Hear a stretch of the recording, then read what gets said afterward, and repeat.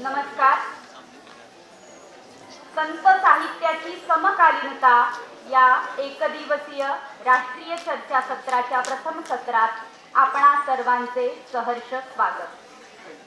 सदा राहे संगे संत सज्जनांचा मेळा, सदा राहे संगे संत सज्जनांचा मेळा, तोची माझा विरंगुळा विठू म्हणे.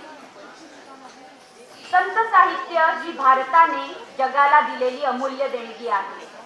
विविध संतांनी आपल्या साहित्यातून एक चळवळ उभी केली व विश्वशांतीचा संदेश दिला.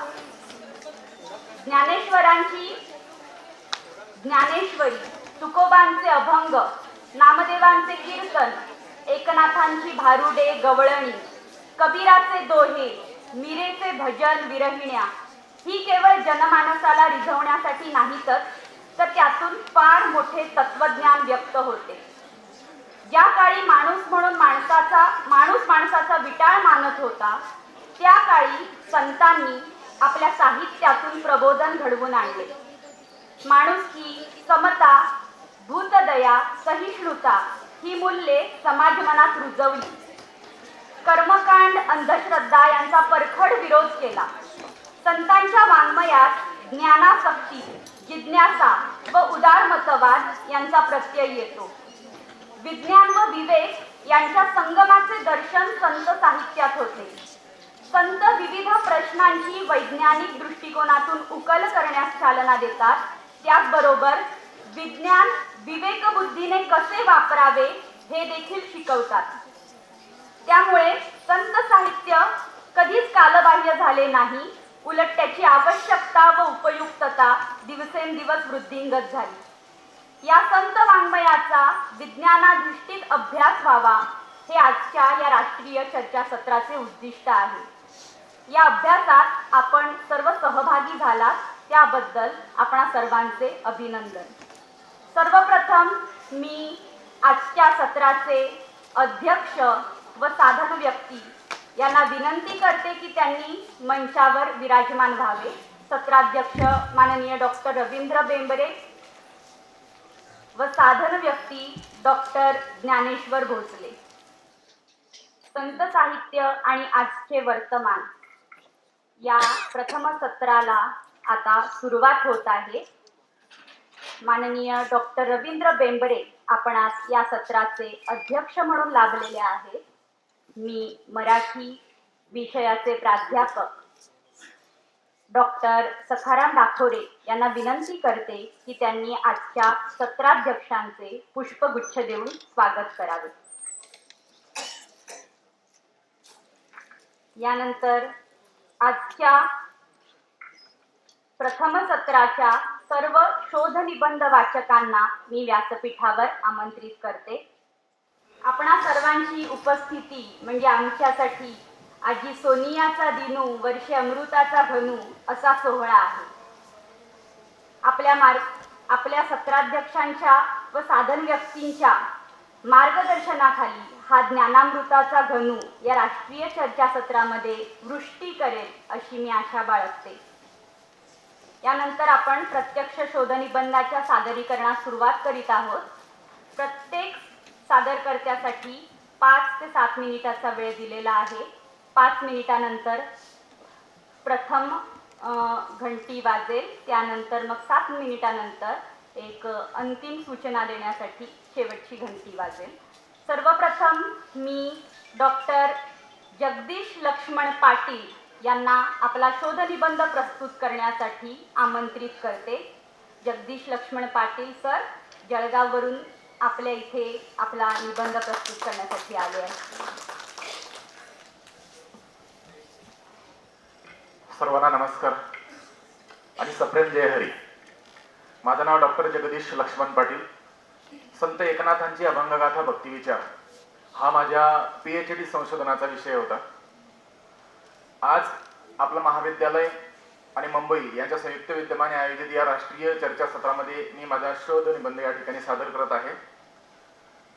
शीर्षक आहे संत एकनाथांची भारुडे, म्हणजे नाथकालीन लोकजीवनाचे व लोकसाहित्याचे एक प्रकट दर्शनच होय. संत ज्ञानदेव नामदेव यांनी मराठीत प्रथमच भारुडे लिहिली. भारुड ही धर्मजागरणासाठी अत्यंत समर्थ, प्रभावशील व कलात्मक माध्यम असल्याची त्यांना जाणीव होती. लोकांशी संवाद साधण्याचे सामर्थ्य भारुडात आहे हे ते जाणून होते. भक्तीचा आविष्कार, कमी शब्द, लोकांशी संवाद करण्याचे सामर्थ्य हे जसे अभंगात आहे तसंच भारुडात देखील आहे हे त्यांनी जाणलं. नाथांना भारुडातील कलात्मकतेची जाणीव झाल्यानंतर त्यांनी विशेषत्वाने भारुड हा प्रकार निवडला आणि या भारुडात ते इतके एकरूप झाले की नाथ म्हणजे भारुड आणि भारुड म्हणजे नाथ अशाच प्रकारचं समीकरण मराठी माणसानं आपल्या हृदयात कोरून ठेवलं. नाथांनी भारुडाच्या पूर्वीच्या रूपात, आकारात आणि प्रकारात तसेच आशय आणि अभिव्यक्तीत परिवर्तन केलेलं आहे. फक्त धर्म जागरणच नव्हे तर लोकरंजना या माध्यमातून सुद्धा नाथांनी त्या काळच्या तत्कालीन, समकालीन गरजेची पूर्ती म्हणून या भारुडांची निर्मिती केली. त्यावेळचे जे विचार प्रहार होते, विचारसरणी होती, त्यावर प्रहार करण्यासाठी सुद्धा नाथांनी विविधांगी विषय निवडले. त्यांचं विषय निवडीचं सुद्धा कौशल्य होतं. एक समाजातील वेगवेगळे जे स्तर होते त्या वेगवेगळ्या स्तरांचा उपयोग त्यांनी आपल्या भारुडांच्या विषय निर्मितीसाठी करून ठेवला. त्यांनी तब्बल 300 विषयांवर भारुडे लिहिलेली आहेत. त्यांचा भारुड लिहिण्याचा जो उद्देश होता तो उद्देश समाजातील सर्व स्तरांना एकत्र बांधून ठेवण्याचा होता. आपल्या रचनेकडे नाथांनी समाज कसा आकर्षित होईल आणि धर्मजागरण आणि लोकरंजन कसं घडून येईल हा उद्देश ठेवून त्यांनी या विषयाचं निवड केलेली आहे. भारुडांच्या विविध विषयांची निवड केलेली आहे. भारुड म्हणजे उद्बोधन. हे उद्बोधन कसं तर भक्तीकडे वळवण्यासाठी नाथांनी भारुडाचा देखील उपयोग केलेला दिसतो. समाजात जे विविध दोष आहेत त्या दोषांपासून समाज अलिप्त राहू शकत नाही, म्हणून त्या दोषांचं दर्शन घडवून ज्ञानाची गरज कशी भूक भागवता येईल हे नाथांनी भारुडातून या ठिकाणी सादर केलं. भारुडात जशी भक्ती आहे, भारुडात जसं उद्बोधन आहे, तसं भारुडात तत्वचिंतन सुद्धा आहे. भारुडासारख्या प्रमुख रचनेतून तत्वचिंतन हा विषय त्यांनी खूप सुंदर रीतीने सादरीकरण केलेला आहे. धर्माला तत्वज्ञानाचं अधिष्ठान असलं पाहिजे असं म्हणतात, तसं नाथांनी आपल्या भारुडांची रचना करताना गहन तत्वचिंतनात ते पडले नाही, परंतु तत्वचिंतन मात्र सोडलं नाही. त्यांनी अंतिम सत्य जे आहे ते निर्गुणत्व सिद्ध केलं. भारुडामध्ये जसा वाच्यार्थ आहे तसा लक्ष्यार्थ सुद्धा आहे. त्याचा सुंदर मेळ नाथांनी घातलेला आहे. भारुडात अंतस्रोतांचं दर्शन घेतल्यानंतर आपल्याला हे सगळं त्या ठिकाणी दिसून येईल. भारुडातील मी आधी सांगितलं लोकसाहित्य आणि लोकसंगीत यांचा जसा मेळ आहे तशाच प्रकारची लोककला, लोकसंगीत आणि लोकभाषा यांचा सुद्धा सुंदर समन्वय भारुडात आहे. अभिनय आणि संगीत हे भारुडाचं लक्षणीय अंग आहे. म्हणजे जसं दर वर्षी गावांमध्ये विविध ठिकाणी सप्ताह साजरे होतात आणि शेवटी काल्याचं कीर्तन ज्या पद्धतीने असतं समारोपाचं, तसं भारुडाचे कार्यक्रम सुद्धा प्रत्येक समारोपाला, सप्ताहाच्या समारोहाला साजरे केले जातात. त्याचा उद्देशच हा आहे की आपण मनोरंजन करत असताना भक्तीच्या माध्यमातून पांडुरंगाकडे वळवण्यासाठीचा एक सोपा, सहज आणि लोकांना समजेल, रुचेल आणि पचेल अशा पद्धतीने सादर केलेला मार्ग. आणि लोकांनी हे सहजगत्या स्वीकारलं, कारण ते आपलं म्हणून होतं म्हणून स्वीकारलं. मग या भारुडात आणखी काय होतं तर भारुडात भक्ती होती. माझा विशेष PhDचा भक्ती आहे. नारदांनी सांगितलेली जी भक्ती आहे, श्रवणम, कीर्तनम, विष्णू स्मरणम, पादसेवनम, अर्चनम, वंदनम, दास्य, सख्य, आत्मनिवेदनम, अशी 9 प्रकारची जी भक्ती आहे ती 9 प्रकारची भक्ती नाथांच्या अभंगामध्ये कुठे, कशी आणि कोणत्या पद्धतीने आढळते. ते भारुडात देखील भक्ती आहे. त्या भक्तीचं दर्शन करण्यासाठी नाथांनी कलावंताचा मेंदू वापरला. त्यांना त्या समाजाला धर्माच्या रूपाने एक मात्रा द्यायची होती. आपण औषध म्हणतो ना, तशा प्रकारचे औषध द्यायची होती आणि ते औषध पूर्ण करण्यासाठी त्यांनी भारुडांचा या योग्य पद्धतीने वापर करून घेतला. प्राध्यापक हसरी शनोलीकर असतील, लरा नशिराबादकर असतील, त्यांनी भारुडांच्या संदर्भात नाथांनी कशा प्रकारे जनप्रबोधन केलं, श्रीम माटे असतील, ते खूप सुंदर पद्धतीने या ठिकाणी सांगितलंय. डॉक्टर प्रणय जोशींनी यांनी तर असं म्हटलंय की ज्ञानेश्वरांची ग्वाही एकनाथांनी समकालीन कर्मठ ब्राह्मण व स्वतःच्या मुलाचा विरोध सहन करून प्रत्यक्ष व्यवहारात आणली. म्हणजे भारुडात महाराष्ट्राच्या समाज जीवनाची सुंदर ओळख पटते. त्यामुळे डॉक्टर युम पठाण यांनी सुद्धा नाथांच्या भारुडाला भक्तीचा मळा पिकवलेला आहे असं म्हटलेलं आहे. भारुडांची निर्मिती का झाली असं म्हटलं तर हे आध्यात्मिक उद्बोधन आणि धर्म जागरणाचं एक प्रमुख साधन मी आधीच म्हटलेलं आहे. त्यामुळे आपल्या मराठी वाङ्मयाचा हा असाधारण असा अलंकार आहे. त्यामुळे ही भारुडं समकालीन तेव्हाची पण, मधल्या कालावधीमध्ये पण आणि आता पण जी समकालीनता टिकून आहे ते लोकसाहित्याचं आणि लोकरंजनाचं एक उत्कृष्ट दर्शन या ठिकाणी भारुडांच्या माध्यमातून झालेलं आहे. निष्कर्ष त्यातले बरेच मी काढलेले आहेत, परंतु माझ्या या मुद्द्यातून सर्व निष्कर्षांचं सादरीकरण या ठिकाणी झालेलं आहे. त्यामुळे ते पुन्हा पुनरावृत्ती मी टाळत आहे. मला या ठिकाणी शोध निबंध सादरीकरणाची संधी दिली त्याबद्दल आयोजकांचे अगदी मनपूर्वक धन्यवाद व्यक्त करतो. जय हरी. धन्यवाद डॉक्टर जगदीश पाटील सर. एकनाथांच्या भारुडातून समाजाचे उद्बोधन कसे झाले याबद्दल आपण अतिशय सखोल माहिती दिली. आपल्या या चर्चासत्राचा व्हिडिओ आपल्या यूट्यूब चॅनलवर अपलोड करण्यात येईल. त्याची लिंक सर्वांना दिली जाईल.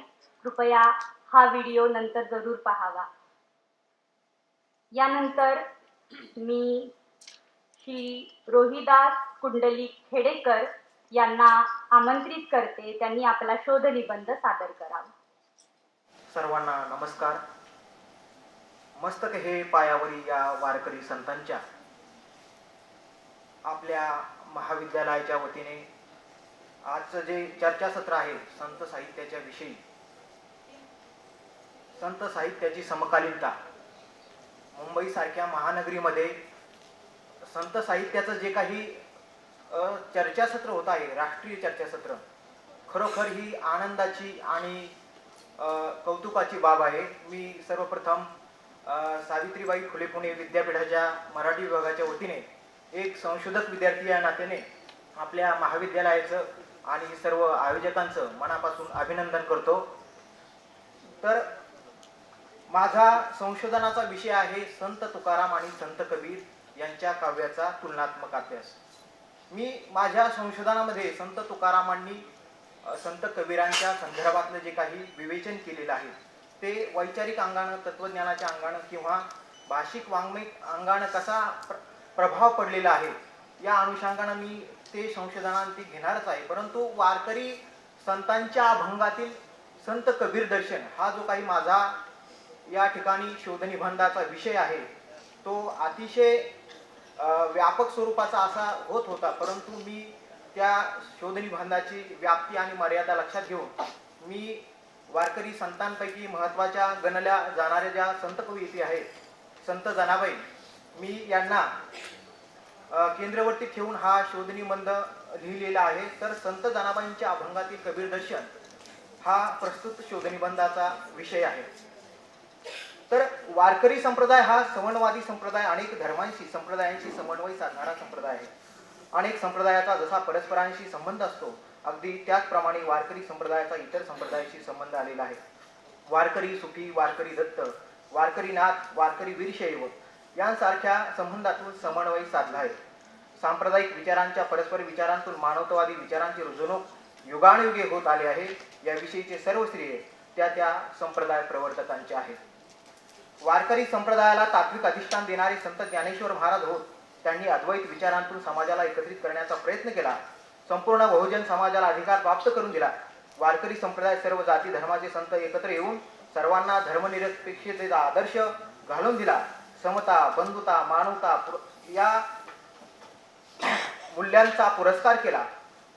ज्याप्रमाणे आदर्श मूल्यांची वाटचाल स्थल कालनिरपेक्ष असते तशीच त्या मूल्यांची रुजवणूक करणाऱ्या महात्म्याची देखील समाज स्थल कालानुरूप दखल घेत असतो. याचे उदाहरण द्यायचे म्हणजे संत नामदेव महाराज आणि संत कबीर महाराज होत. वारकरी संप्रदायाच्या विचारांच्या विस्तारासंदर्भात प्रत्यक्ष बहिणाबाईंनी आपलं मत व्यक्त केले आहे. संत बहिणाबाई आपल्या पुढील अभंगातून वारकरी संप्रदायाशी योगदान असणाऱ्या या संतांची महती वर्णन करतात. संत कृपा झाली इमारत फळाली, ज्ञानदेवे रचिला पाया उभारिले देवालया, नामातयाचा किंकर तेने रचिले ते आवार, जनार्दन एकनाथ खांब दिला भागवत, तुका झाला शे कळस भजन करा सावकाश, बहिणी म्हणे फडकती ध्वजा निरूपणा केले बोजा. या अभंगातून त्यांनी वारकरी संप्रदायासाठी योगदान असणाऱ्या संतांची महती वर्णन केलेले आहे. वारकरी संप्रदायातील प्रत्येक संतांनी उत्तरेकडील काही निवडक संतांच्या भक्तीची महती आपल्या अभंगातून वर्णन केलेली आहे. संत जनाबाई, संत एकनाथ, संत तुकाराम, संत निळोबाराय, संत बहिणाबाई इत्यादी संतांनी संत कबीर, संत रोहिदास, संत मीराबाई, संत पिपा, संत दादू यांसारख्या इत्यादी संतांच्या भक्तीचे आणि व्यक्तिमत्वाचे महात्म्य वर्णन केलेले आहे. त्याविषयीचे सविस्तर विवेचन मी संत जनाबाईंच्या अभंगातून, काही निवडक अभंगातून केलेले आहे. ते पुढील प्रमाणे. संत जनाबाईंच्या अभंगातील कबीर दर्शन. संत जनाबाई या संत ज्ञानेश्वर, संत नामदेव यांच्या प्रभावळीतील संत कवयित्री आहेत. त्यांनी संत नामदेव व त्यांच्या परिवाराविषयी, तसेच संत ज्ञानदेव आणि त्यांची भावंडे ज्ञानेश्वरी व इतर संतांच्या चरित्राचे वर्णन आपल्या काही निवडक अभंगातून केलेले आहे.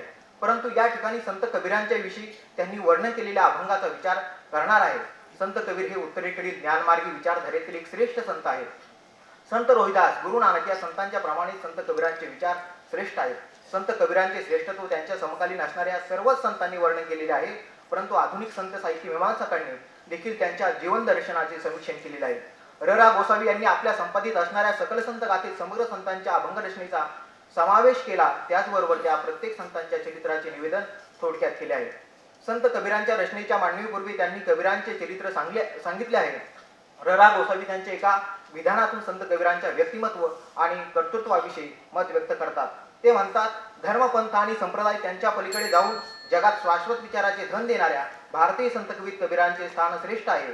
निर्गुणाची प्राप्ती आणि त्यासाठी सर्वात प्रथम उच्च नैतिक आचारांचे अनुसरण हा त्यांच्या जीविताचा आणि विचारांचा गाभा होता. त्यांच्या लौकिक जीवनाचे दर्शन मतांतराच्या गलबत्यात धुसर होत गेले असले तरी त्यांच्या उत्तुंग आध्यात्मिक जीवनाचे मनोज्ञ दर्शन त्यांच्या काव्यातून घडते. र.रा. गोसावींनी संत कबीरांच्या व्यक्तिमत्वातून त्यांची नैतिकता, धर्मनिरपेक्षता तसेच मानवतावादी विचारांचा परामर्श घेतलाय. माझ्या मते कबीरांनी भारतीय विश्वामध्ये लोकशाही मूल्यांचा म्हणजेच मानवतावादी विचारांची देणगी बहुजन समाजाला दिली.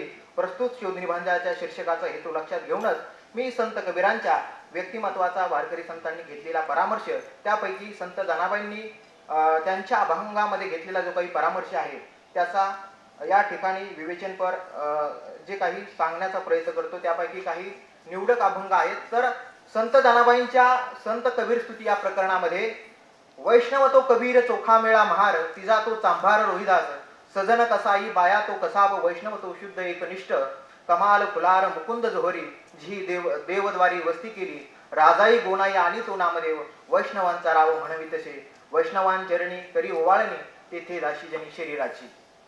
या अभंगामधून संत जनाबाई, संत कबीर, संत रोहिदास, सजन कसाई, कमाल, राजाई गोनाई, संत नामदेव इत्यादी वैष्णव भक्तांच्या थोरवीचे वर्णन करतात. या सर्वच वैष्णव भक्तांच्या चरणी स्वतःच्या शरीराची ओवाळणी संत जनाबाई प्रस्तुत अभंगातून करत आहेत. वैष्णव तो कबीर चोखा मेळा महार या पंक्तीमधून संत कबीरांचा वैष्णव भक्तीशी असणारा स्नेह आणि संत कबीर वैष्णव म्हणून कसे श्रेष्ठ आहेत याविषयीची माहिती त्यांनी आपल्या अभंगातून व्यक्त केली आहे. संत जनाबाई सर्व संतांच्या चरणावर स्वतःचे समर्पण करतात. वैष्णवांचरणी करी ओवाळणी, तेथे दाशी जनी शरीराची या पंक्तीमधून संत जनाबाई सर्वच वैष्णव संतांच्या चरणी समर्पित झाल्या आहेत. त्यामध्ये वैष्णव कबीर यांचाही उल्लेख वरील प्रमाणे करण्यात येत आहे. यासारखे संत जनाबाईंचे अनेक निवडक अभंग आहेत. त्यापैकी मी एका अभंगाचं या ठिकाणी काही सारांश रूपानं मांडणी केलेली आहे. तर वारकरी संतांच्या निवडक अभंगातील संत कबीर दर्शन यामधील काही निष्कर्ष या ठिकाणी मी सांगतो आणि थांबतो. तर वारकरी संतांच्या अभंगातून समन्वयवादी विचार प्रगट झालेला आहे. प्रत्येक कालखंडातील संतांनी संत कबीरांच्या अध्यात्म अनुभवांची मांडणी अभंगातून मांडलेली दिसून येते. संत कबीर आणि वारकरी संतांच्या अभंगामध्ये नामस्मरण भक्तीचा पुरस्कार केलेला आढळतो. संत कबीर आणि वारकरी संप्रदाय हा जातीभेद, वर्णभेद यांना भक्तीमध्ये स्थान नसल्याचा निर्वाळा आपल्या अभंगातून सांगितल्याचे समजते. आणि वारकरी संतांच्या वाङ्मयातील वैचारिक आदान प्रदानाची परंपरा कालखंडानिहाय पाहायला मिळते. गेली हजारो शतके आजही संत साहित्याचा आणि संतांच्या वाङ्मयाचं पुनरावलोकन होत आहे. ही संत साहित्याची समकालीनता आपल्याला वारंवार प्रत्येकाला वेगवेगळ्या चर्चासत्रातून किंवा अभ्यासांती लक्षात येते. या ठिकाणी मला आपल्या महाविद्यालयानं आणि इतर जे काही संयुक्त विद्यमाने ज्या काही संस्था आहेत त्यांनी या ठिकाणी शोधनिबंध सादर करण्याची संधी दिली त्याबद्दल मी सर्वांचे आभार व्यक्त करतो आणि थांबतो. धन्यवाद. धन्यवाद सर. वारकरी संप्रदायातील संतांच्या साहित्यांची आपण अतिशय सखोल उकल केली. यानंतर डॉक्टर रमाकांत कराड व प्राध्यापक नामदेव तळपे यांनी प्रकाशित केलेल्या शोधनिबंधाचे वाचन होत आहे. त्यासाठी मी प्राध्यापक नामदेव तळपे यांना आमंत्रित करते. सर पुण्यावरून इथे आलेले आहेत. नमस्कार मंडळी. मी प्राध्यापक नामदेव छबुराव तळपे, नुलसे हायस्कूल आणि कनिष्ठ महाविद्यालय, सांगवी, पुणे. माझे गुरुवर्य डॉक्टर रमाकांत कराड आणि माझा शोध निबंधाचा विषय आहे संत एकनाथ महाराज आणि संत तुकाराम महाराज यांच्या काव्यातील मन विषयक विचार, एक अभ्यास. वारकरी संत साहित्यामध्ये अनेक संतांनी मानवी मनाचा अतिशय सूक्ष्मपणे अभ्यास केलेला आहे. समाजामध्ये आज प्रत्येक क्षेत्रामध्ये स्पर्धा निर्माण झालेली आहे. राजकारण, व्यवसाय, नोकरी, राष्ट्र, देश, भांडवलदार, मजूर, कुटुंब, गाव, शहर, शेजारी पाजारी, जातीपाती या सर्व संघर्षमय स्तरातील स्पर्धेचा विचार करता माणसाच्या मनावर अधिक ताण येत आहे. मानवी जीवनातल्या या मानसिक ताणावर संत साहित्यात उपाय आपल्याला सापडतो. संत तुकाराम महाराज सांगतात, मन करारे प्रसन्न, सर्व सिद्धीचे कारण. खरं तर मानवी मन म्हणजे जीवनात न उमगलेलं एक कोडं. मन हे कधी कधी आपल्याला भरभरून आनंद देतं, तर कधी कधी आपल्याला दुःखाच्या दरीत ढकलतं. प्रापंचिक जीवनात कायम आनंदी असणारा माणूस शोधूनही सापडणार नाही. माणसाचं मन हे त्याच्या सुखदुःखाचं मूळ होय. म्हणूनच ज्याला आपलं मन नियंत्रित करता येतं तो जगातील सर्वात श्रीमंत माणूस असं म्हणायला हरकत नाही. संत एकनाथ महाराज मनाविषयी म्हणतात, मन एके ठाई राहे ऐसे करी काही, सर्व साधनांचे सार मणी करावा विचार. मनाच्या एकाग्रतेसाठी आपण स्वतः विचारपूर्वक साधना करून किंवा भजन करून मनातील वासना नष्ट करून आपल्या मनाला जिंकलं पाहिजे. या मनाला एका ठिकाणी बांधून ठेवता आलं पाहिजे, म्हणजे माणसाला सुख मिळेल. जोपर्यंत माणसाच्या चित्तात वासनारूपी विकार आहेत तोपर्यंत त्याला दुःखच मिळत राहील. या उलट ज्याचे मन वासना विरहित आहे ते आपोआप परमेश्वराच्या चरणी स्थिर होईल.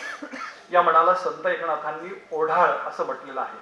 ओढाळ या शब्दाचा अर्थ अनिर्बंध, उन्हाळ, भटक, खोडकर, वांड, पळून जाणार, स्वैर, द्वाड असं सांगता येईल. असं हे ओढाळ मन सतत तळमळत असतं, परंतु नामस्मरणाने मात्र ते स्थिर होऊ शकतं. हे आपल्याला पुढील अभंगातून लक्षात येतं.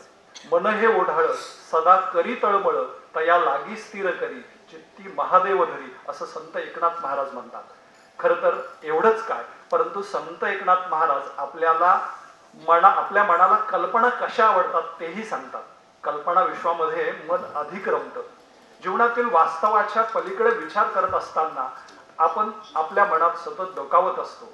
मन हे माणसाची चिंता आणि भय वाढवतं. आपल्या निराशेला कारणीभूत सुद्धा आपलं मनच असतं. चिंता, भय, निराशा या मानवाच्या प्रगतीच्या आड येणाऱ्या मुख्य अडचणी आहेत. या सर्व गोष्टींना कारणीभूत आपलं मनच आहे. ते सतत तळमळ करत असतं. न करी तळमळ म्हणा चिंती चरण विठोबाचे, राहे क्षणभरी निवांत, न करी मात दुजी काही, असं संत एकनाथ महाराज सांगतात. हे म्हणा तू क्षणभर निवांत राहा आणि निवांत राहून विठ्ठलाचे चिंतन कर. दुसरी कुठलीही गोष्ट तू करू नकोस, कारण मन अतिशय चंचल आहे. ते सतत आपल्या इंद्रियांच्या मदतीने बाह्य जगाकडे धाव घेत असतं. यानंतर संत तुकाराम महाराजांना काय वाटतंय मनाविषयी क्षणभर विचार केला तर असं वाटतं, मन आपला मित्रही आहे आणि मन आपला शत्रूही आहे. आपण या मनाला आपला मित्र बनवायला हवं. आपल्या मनाबरोबर आपण सुखदुःखाच्या गोष्टींचा संवाद साधायला हवा. संत तुकाराम महाराज म्हणतात, तुका म्हणे होय मनाशी संवाद, आपुलाची वाद आपणाशी. मनाची ओळख करून घेणं हे अत्यंत आवश्यक आहे. कधी कधी आपण एखादा सकारात्मक विचार करतो आणि तो आपल्या मनाला ऐकवतो आणि आपला मूड चांगला करण्याचा प्रयत्न करतो. माणसाला आपलं मन संवादातून मोकळं करता येतं, म्हणजेच मनावरचा ताण कमी करता येतो. आपल्याला काय साध्य करायचं ती गोष्ट आपण डोळ्यासमोर आणून आपल्या मनाशी संवाद साधायला हवा. मनाच्या संवादामुळं आपले नकारात्मक विचार सकारात्मकतेत बदलू शकतात. आपल्याच मनाशी साधलेला संवाद म्हणजे आत्मसंवाद होय असं संत तुकोबांना वाटतं. अशा प्रकारचा संवाद साधताना आपली विवेक बुद्धी मात्र जागृत असली पाहिजे. स्वतःच्या व्यक्तिमत्व विकासासाठी आत्मसंवाद होणं हे अतिशय गरजेचं आहे. काय करूया म्हणा का विसरते पंढरीनाथा, याच्याही पुढे जाऊन संत तुकाराम महाराज म्हणतात, बहुत चंचल चपळ जाता येता न लगे वेळ. मानवी मनाची दोन वैशिष्ट्ये संत तुकाराम महाराजांनी या अभंगातून सांगितलेली आहे. मन हे चंचल तर आहेच, पण ते चपळही आहे. ते मन सतत संसाराची चिंता करत असते. एकाग्र करण्याचा प्रयत्न केला किंवा कोंडून ठेवण्याचा प्रयत्न केला तरी ते अधिक चरफडते, भलतीकडे धाव घेते. खर तर मन हे फुलपाखरासारखं आहे. एका विषयाकडून दुसऱ्या विषयाकडे ते सतत धाव घेत असतं, स्वैरपणे उधळत असतं, कोणाचंही ऐकत नाही. कधी कधी या मनाला भजन हरिकथा श्रवण करणं सुद्धा नकोसं वाटतं. फक्त विषयाकडे ते धाव घेत असतं. एवढं हे मन चंचल आणि चपळ आहे की जागेपणी तर सोडाच, परंतु निद्रित अवस्थेत सुद्धा या मनाला काबूत ठेवणं आपल्याला कठीण जातं. झोपेतही स्वप्नाच्या रूपानं मन स्वैर भटकत असतं. या मनाला काय करावं असा प्रश्न संत तुकोबांना पडतो, कारण या मनाला पांडुरंगाचा सुद्धा विसर पडतो. शेवटी मार्ग दाखवणारा पांडुरंग आहे. तोच या मनाला आपल्या दोषापासून आपलं रक्षण करेल असं तुकोबांना वाटतं. मनाविषयी महात्मा गांधींनी म्हटलेलं आहे, मन एखाद्या नदीसारखं आहे. नदीच्या पाण्याप्रमाणे मनातही हजारो विचार एक क्षण देखील न थांबता एका पाठोपाठ एक वेगाने येतच राहतात. मनावर विजय प्राप्त करणं ही अत्यंत अवघड गोष्ट आहे. मन गुंतले लुलया जाय धावणी त्या ठाया, मागे परतवी तो बळी शूर एक भूमंडळी. मन फार लोभी आहे. ते सतत सुखात गुंतलेलं असतं आणि तिकडेच धाव घेतं. परंतु जो या मनाला विषयापासून परावृत्त करतो तो या जगातील सर्वात शूर आणि बलवान व्यक्ती होय. स्वतःच्या मनाला आवर घालण्यात खूप मोठं शौर्य असतं आणि ते शौर्य संत तुकोबांनी आपल्याला त्यांच्या अभंगातून दाखवून दिलेलं आहे असं मला वाटतं. समारोप करताना एवढंच सांगेल, संत एकनाथ महाराज व संत तुकाराम महाराज यांनी आपल्या काव्यातून मनाविषयी अत्यंत सखोल विचार मांडलेला आहे. मन हे सतत भ्रमंती करतं, ते अत्यंत लोभी आहे, मन हे ओढाळ आहे असं संत एकनाथ महाराज सांगतात. तर रात्रंदिवस मनाशी युद्ध करून आपल्या मनाचा आपल्याला ताबा घेता येतो असं संत तुकाराम महाराज सांगतात. धन्यवाद. या परिसंवादामध्ये मला सहभागी होता आलं त्याबद्दल सर्वांचे मनपूर्वक आभार.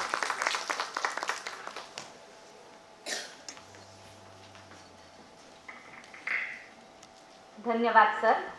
षड्रिपूंनी ग्रासलेल्या स्वच्छंदी मनामध्ये विवेक कसा जागृत करावा याबद्दल संत एकनाथ व संत तुकाराम महाराजांचे विचार तुम्ही आपणापर्यंत पोहोचवले. धन्यवाद. यापुढे मी डॉक्टर बन्सीलाल हेमलाल गाडी लोहार यांना मंचावर आमंत्रित करते. त्यांनी आपला शोध निबंध सादर करावा. सर नाशिकवरून इथे आलेले आहेत.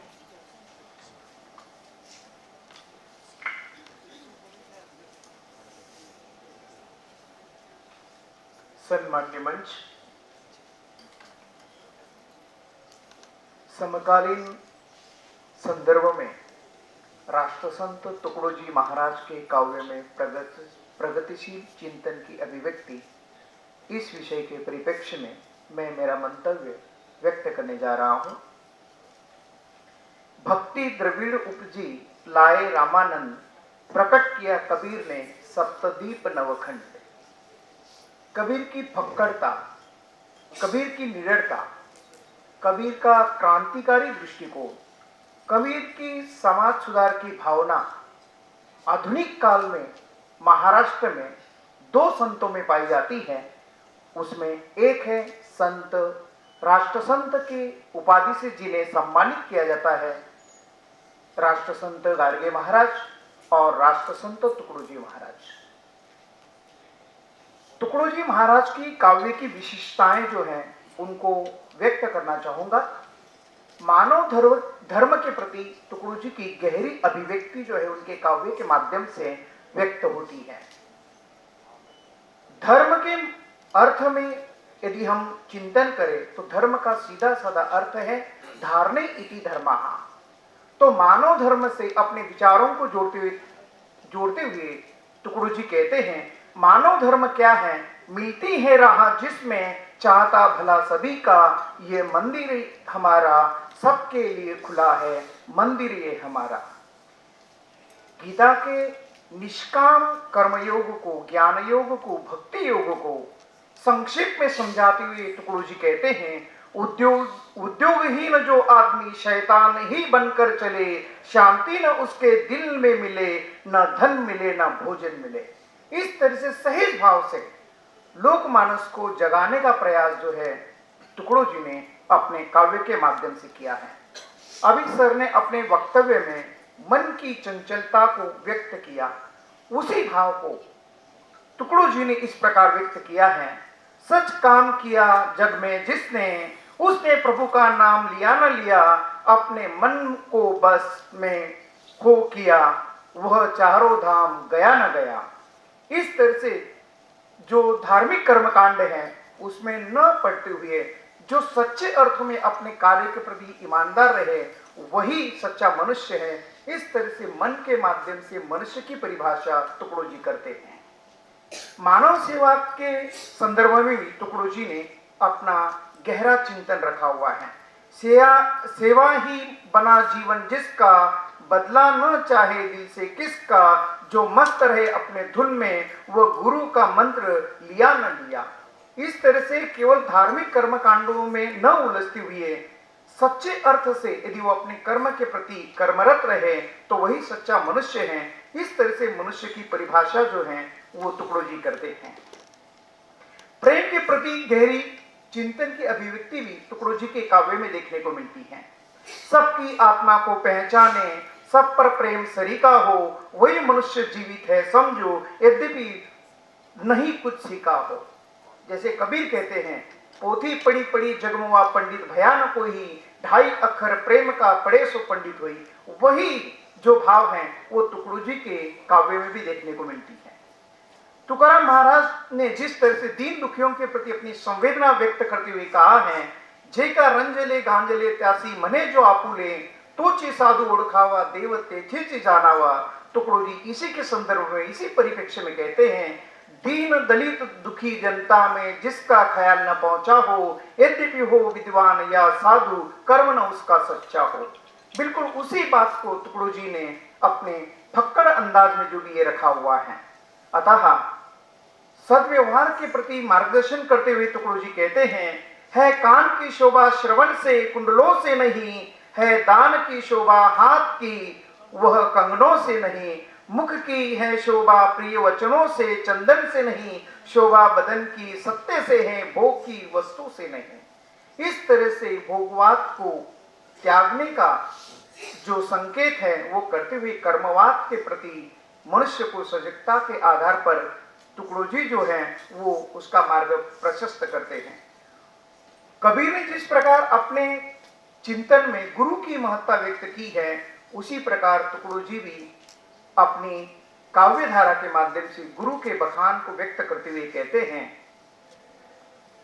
गुरुदेव गुरुदेव दया कर दे, हम ध्यान धरे तेरा, दासों को यही वर दे, हम ध्यान धरे तेरा। उस निर्मल आसन पे कुछ फूल बिछाए हैं, तन मन से किया वंदन, बड़े भाग से पाए हैं, मन मस्त भया अब तो, हम ध्यान धरे तेरा, दासों को यही वर दे, हम ध्यान धरे तेरा। गंभीर प्रशांति में जलता है एक दिया, कहे टुकड़िया आसन पे निज प्रकाश में पाया, ये जोत जले हरदम, हम ध्यान धरे तेरा, दासों को यही वर दे, हम ध्यान धरे तेरा। गुरुदेव दया कर दे, हम ध्यान धरे तेरा, हम ध्यान धरे तेरा. धन्यवाद.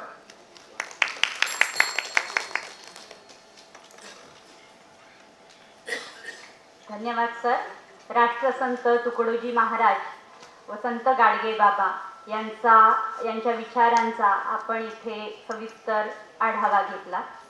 यानंतर डॉक्टर शंकर हणमंतराव कल्याणे यांना मी मंचावर आमंत्रित करते.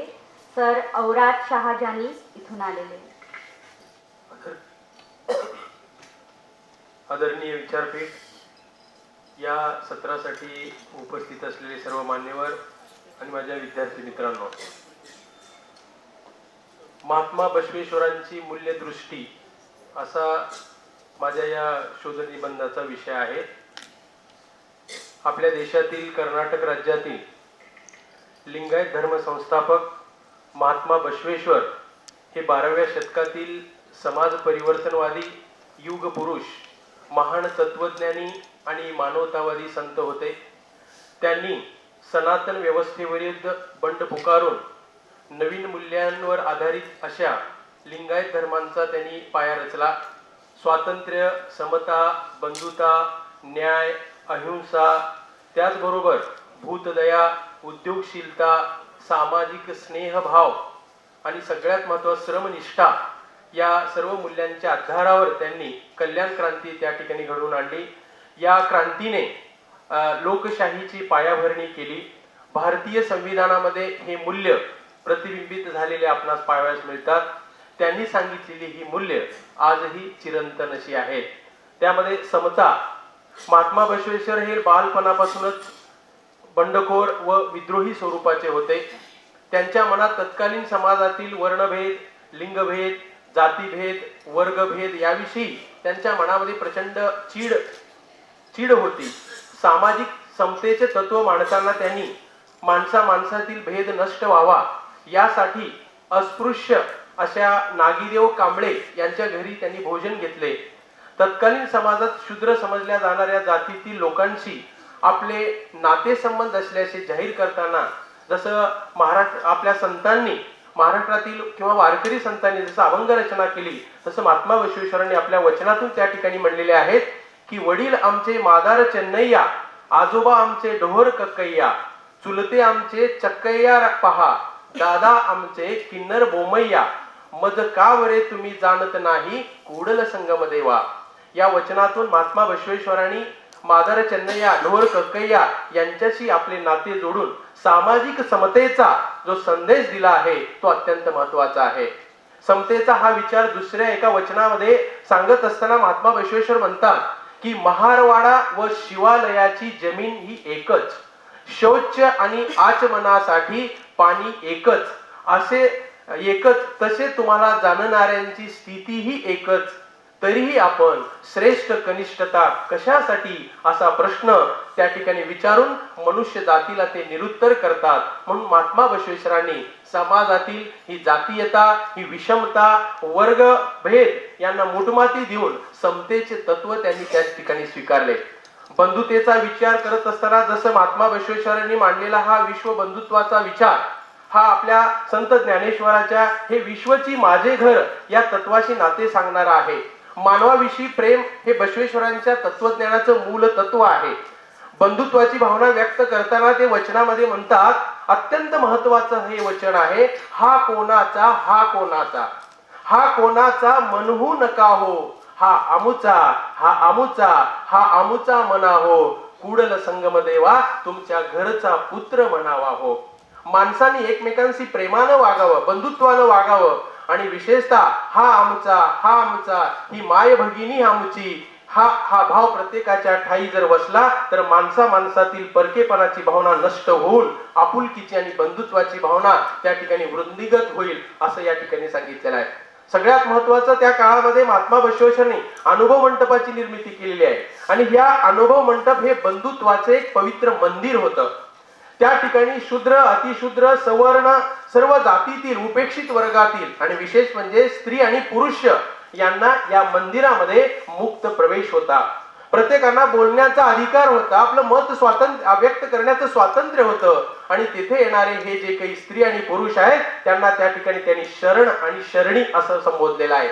770 शरण शरणी त्या ठिकाणी या अनुभव मंडपांचे सदस्य होते. म्हणजे एकंदरीत तत्कालीन समाजासमोर हा अनुभव मंडप म्हणजे बंधुत्वाचं एक आदर्श वस्तुपाठ होतं असं या ठिकाणी सांगता येतं. म्हणून आजही या मूल्याची गरज आहे हे या ठिकाणी नम्रपणे सांगता येतं.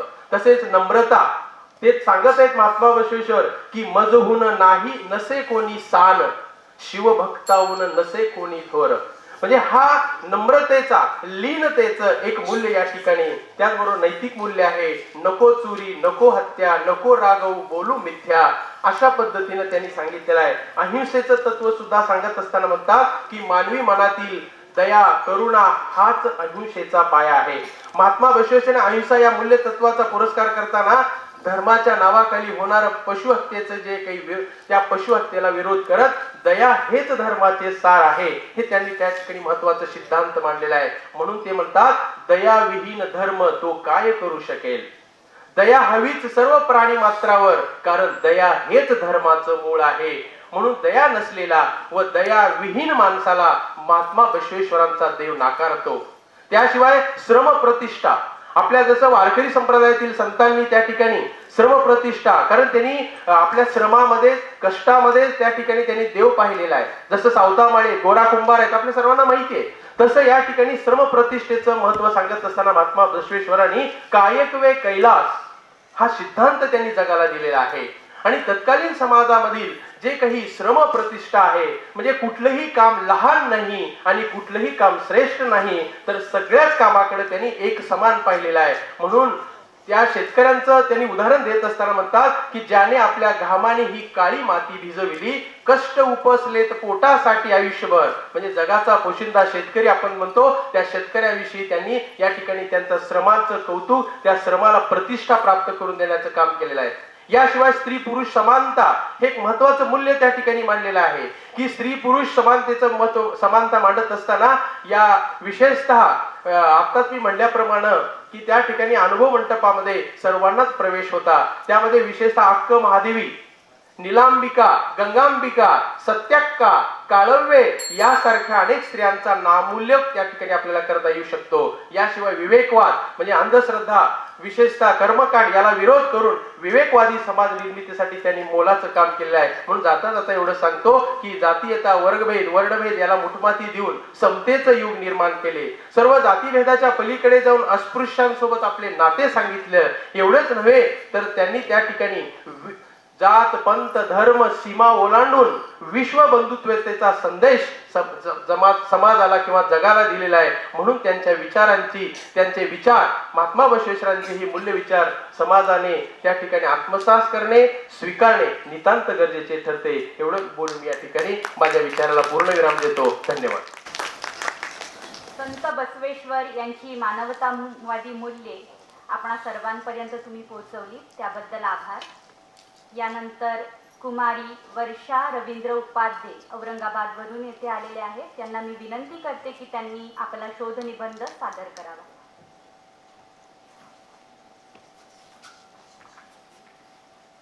नमस्कार. माझ्या शोध निबंधाचा विषय आहे संत एकनाथांच्या निवडक अभंगांचा सामाजिक दृष्टिकोनातून अभ्यास.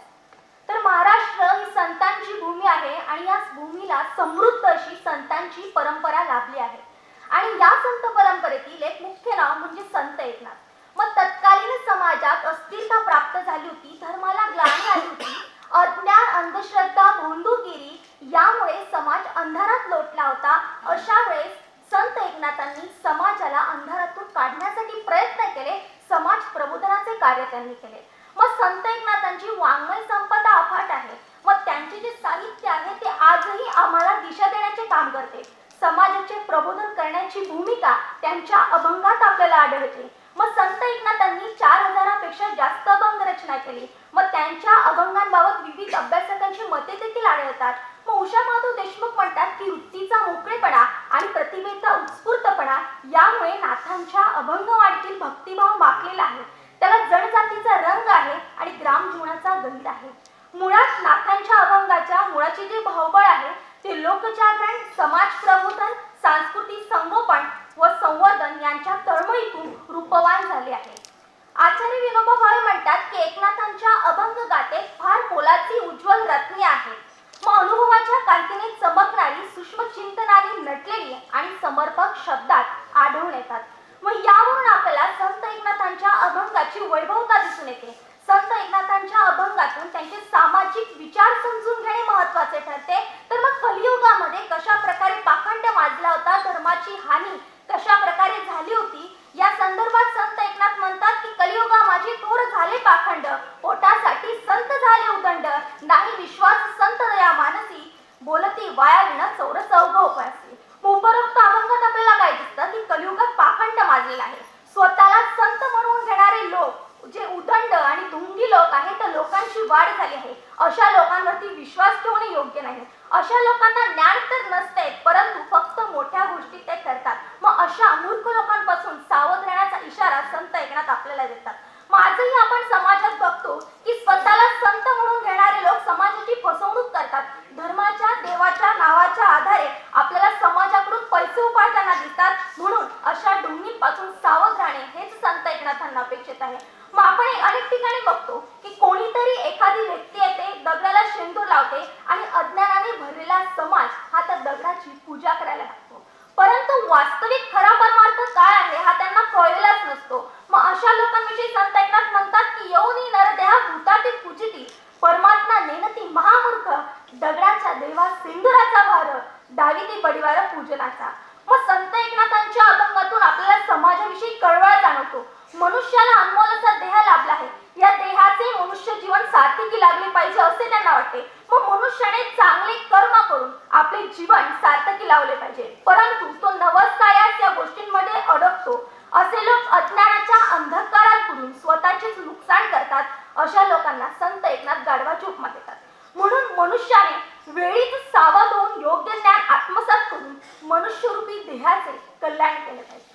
मग माणूस हा समाजशील प्राणी आहे. या समाजात अनेक प्रकारचे लोक राहतात.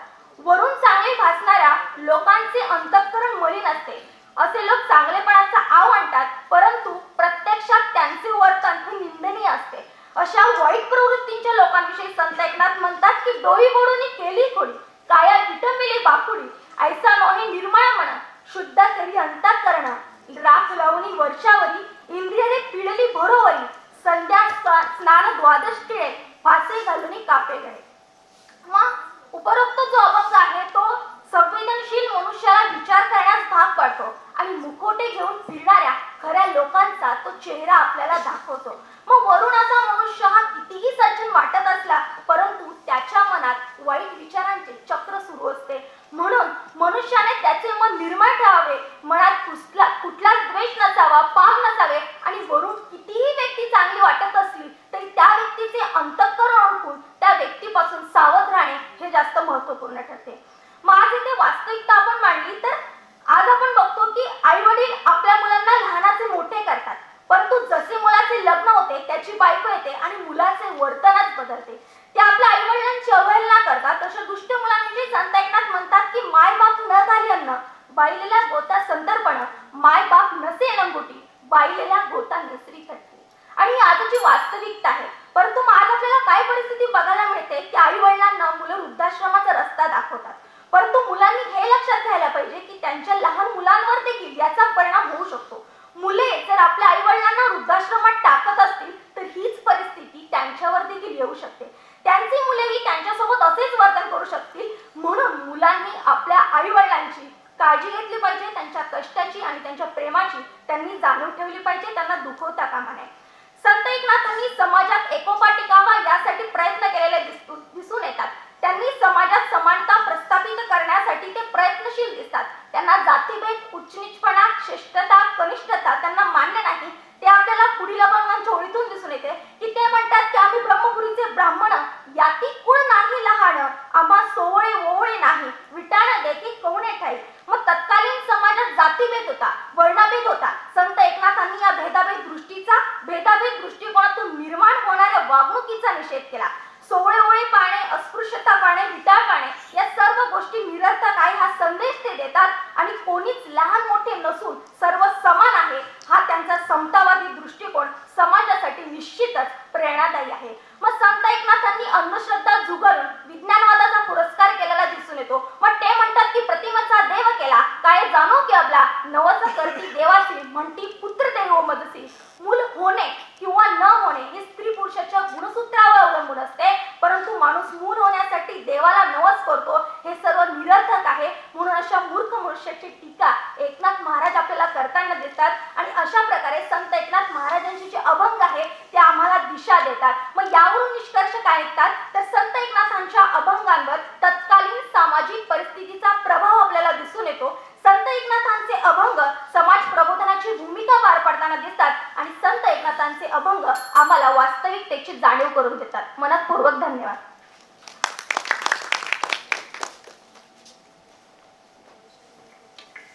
धन्यवाद मॅडम. संत एकनाथांचे साहित्य हे अंधश्रद्धा व कर्मकांड दूर सारणारे परखड शब्दशस्त्र आहे. त्यांचे पुरोगामी विचार सुदृढ समाज घडवण्यासाठी नक्कीच उपयुक्त ठरतील. यानंतर कुमारी नेत्रा रवींद्र उपाध्ये यांना मी मंचावर आमंत्रित करते. मॅडम औरंगाबादवरून आलेल्या आहेत. मी जळगाववरून आलेली आहे. शोधनिबंधाचं शीर्षक आहे संत तुकारामांच्या अभंगातील संस्कार संपन्नता. महाराष्ट्रामध्ये वारकरी संप्रदायाचं स्थान महत्त्वपूर्ण आहे. अनेकविध जाती धर्मातील संतांचा वारसा महाराष्ट्राला लाभलेला आहे. संत ज्ञानेश्वर, संत नामदेव, संत एकनाथ, संत तुकाराम आदी संतांची नावे आपल्याला या संप्रदायात घेता येतील. वारकरी संप्रदायात या संतांचे सामाजिक आणि वाङ्मय योगदान महत्त्वपूर्ण आहे. भागवत संप्रदायाचा विस्तार या संतांनी केलेला आपल्याला दिसून येतो. संत तुकाराम हे जातीने शूद्र होते. वाण्याचा व्यवसाय त्यांचा होता. जातीने शूद्र असल्यामुळे सर्वसामान्य जीवन जगत असताना त्यांच्या वाटेला आलेले जातीयतेचे दुःख, विटंबना दिसून येते. संत तुकारामांना जातीभेद मान्य नव्हता. सर्व माणसे सारखी आहेत असे ते सांगतात. संत तुकारामांनी दुष्ट प्रवृत्तींवर हल्ला चढवलेला दिसून येतो. त्यांच्या अभंगांमधून स्पष्टपणा, परखडपणा दिसतो. संत तुकारामांना बंडखोर कवी म्हणून संबोधित केले जाते. संत तुकाराम हे दीन, दलित, मुक्यांचे कैवारी होते. ते म्हणतात, जे कारंजले वा गांजले त्यासी म्हणे जो आपुले, तो ती साधू ओळखावा देव तेथेची जाणावा.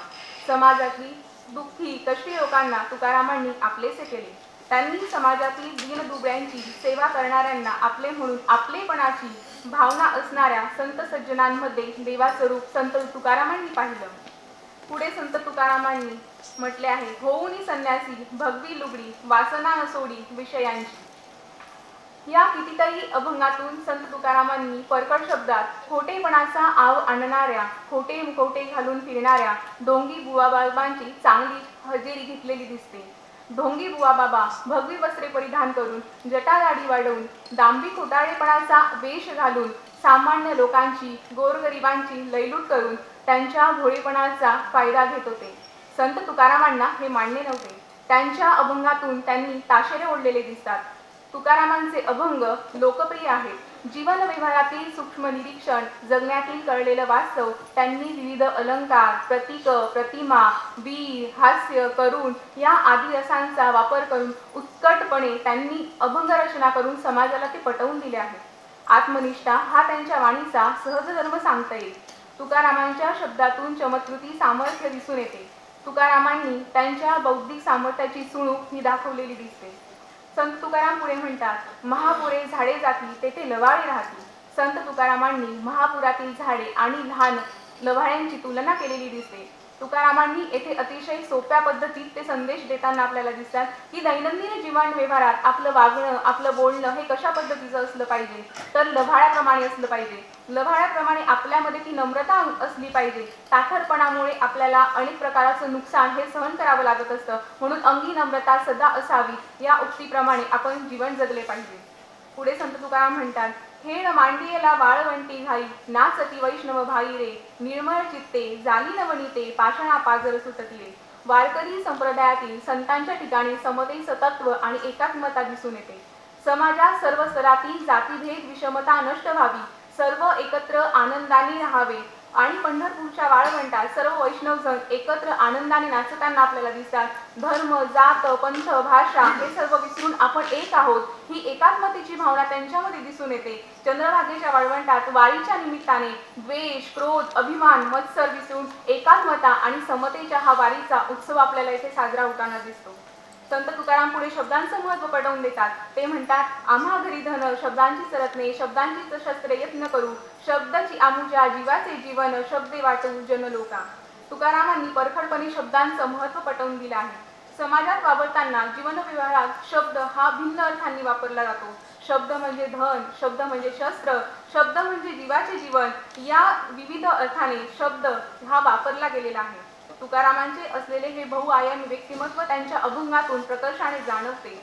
पुढे संत तुकाराम म्हणतात, न लगे मुक्ती संपदा संत संग देईत सदा. चांगल्या संगतीचं महत्त्व हे तुकारामांनी त्यांच्या अभंगातून पटवून दिलं आहे. चांगले आचरण, चांगले विचार माणसाची ओळख निर्माण करतात. विचारवंतांची, चांगल्या ज्ञानी लोकांची जर आपल्याला संगत मिळाली तर त्याचा प्रभाव हा आपल्यावर होत असतो आणि आपल्यातनं सुद्धा चांगलं सत्कार्य त्याच्यातनं घडत असतं. म्हणजे याच्यातून समाजाचं हित साधलं जातं. ऐसे कैसे झाले बोंधू, कर्म करुणी म्हणती साधू, अंगा लावून या राख, डोळे झाकुनी करती पाप. अंगावर राख फासून, पाप करून, खोटे बोलून, व्याभिचारी भ्रष्ट मार्गाचा अवलंब करून ढोंगी साधूंचं चित्र संत तुकारामांनी अतिशय त्यांच्या कठोर शब्दात रेखाटलं आहे. तत्कालीन समाजातील चित्रण त्यांनी या अभंगांद्वारे केलेलं आहे. संत तुकारामांनी त्यांच्या अभंगाद्वारे समाजाचं प्रबोधन केलेले दिसतं आणि त्याचप्रमाणे कीर्तनाच्या माध्यमातून समाजात जनजागृती घडवून आणण्याचं कार्य देखील दिसतं. कीर्तनाची परंपरा ही आपल्याकडे आलेली दिसते. नीतीचा उपदेश करताना संत तुकाराम म्हणतात, ढेकणाच्या संगे हिराज भंगला, कुसंगी नादला तैसा साधू. संत तुकारामांनी अतिशय साध्या आणि सरळ भाषेत खूप मोठा आणि मोलाचा मौलिक संदेश दिलेला आहे. जीवन जगताना ते कशा पद्धतीचं असलं पाहिजे ते त्यांनी सांगितलेलं आहे. त्याच पद्धतीने संत तुकारामांच्या मनात निसर्गाविषयी असलेले प्रेम, भौगोलिक आस्थाही दिसून येते. संत तुकाराम म्हणतात, वृक्षवल्ली आम्हा सोयरे वनचरे, पक्षीही सुस्वरे आळवती. त्यांची अभंग रचना लक्षवेधक आणि समर्पक ठरली आहे. वारकरी संप्रदायात संत तुकारामांचं योगदान हे महत्त्वपूर्ण आहे. याच संदर्भात आपल्याला काही निष्कर्ष नोंदवता येतील. वारकरी संप्रदायात संत तुकारामांचे स्थान हे अग्रगण्य आहे. मुक्या दीन दुबळ्या जनतेचे कैवारी बनून संत तुकारामांनी कार्य केले आहे. तसेच वारकरी संप्रदायातील तळागाळातील सर्व जाती धर्मातील लोकांना एकत्र आणण्याचं कार्य संत तुकारामांनी केलं. संत तुकारामांनी समाजाला डोळ्यासमोर ठेवून अभंगांची निर्मिती केली. या पद्धतीने आपल्याला असे निष्कर्ष सांगता येतील. आयोजकांनी इथं बोलण्याची संधी दिली त्याबद्दल त्यांचे मनपूर्वक धन्यवाद.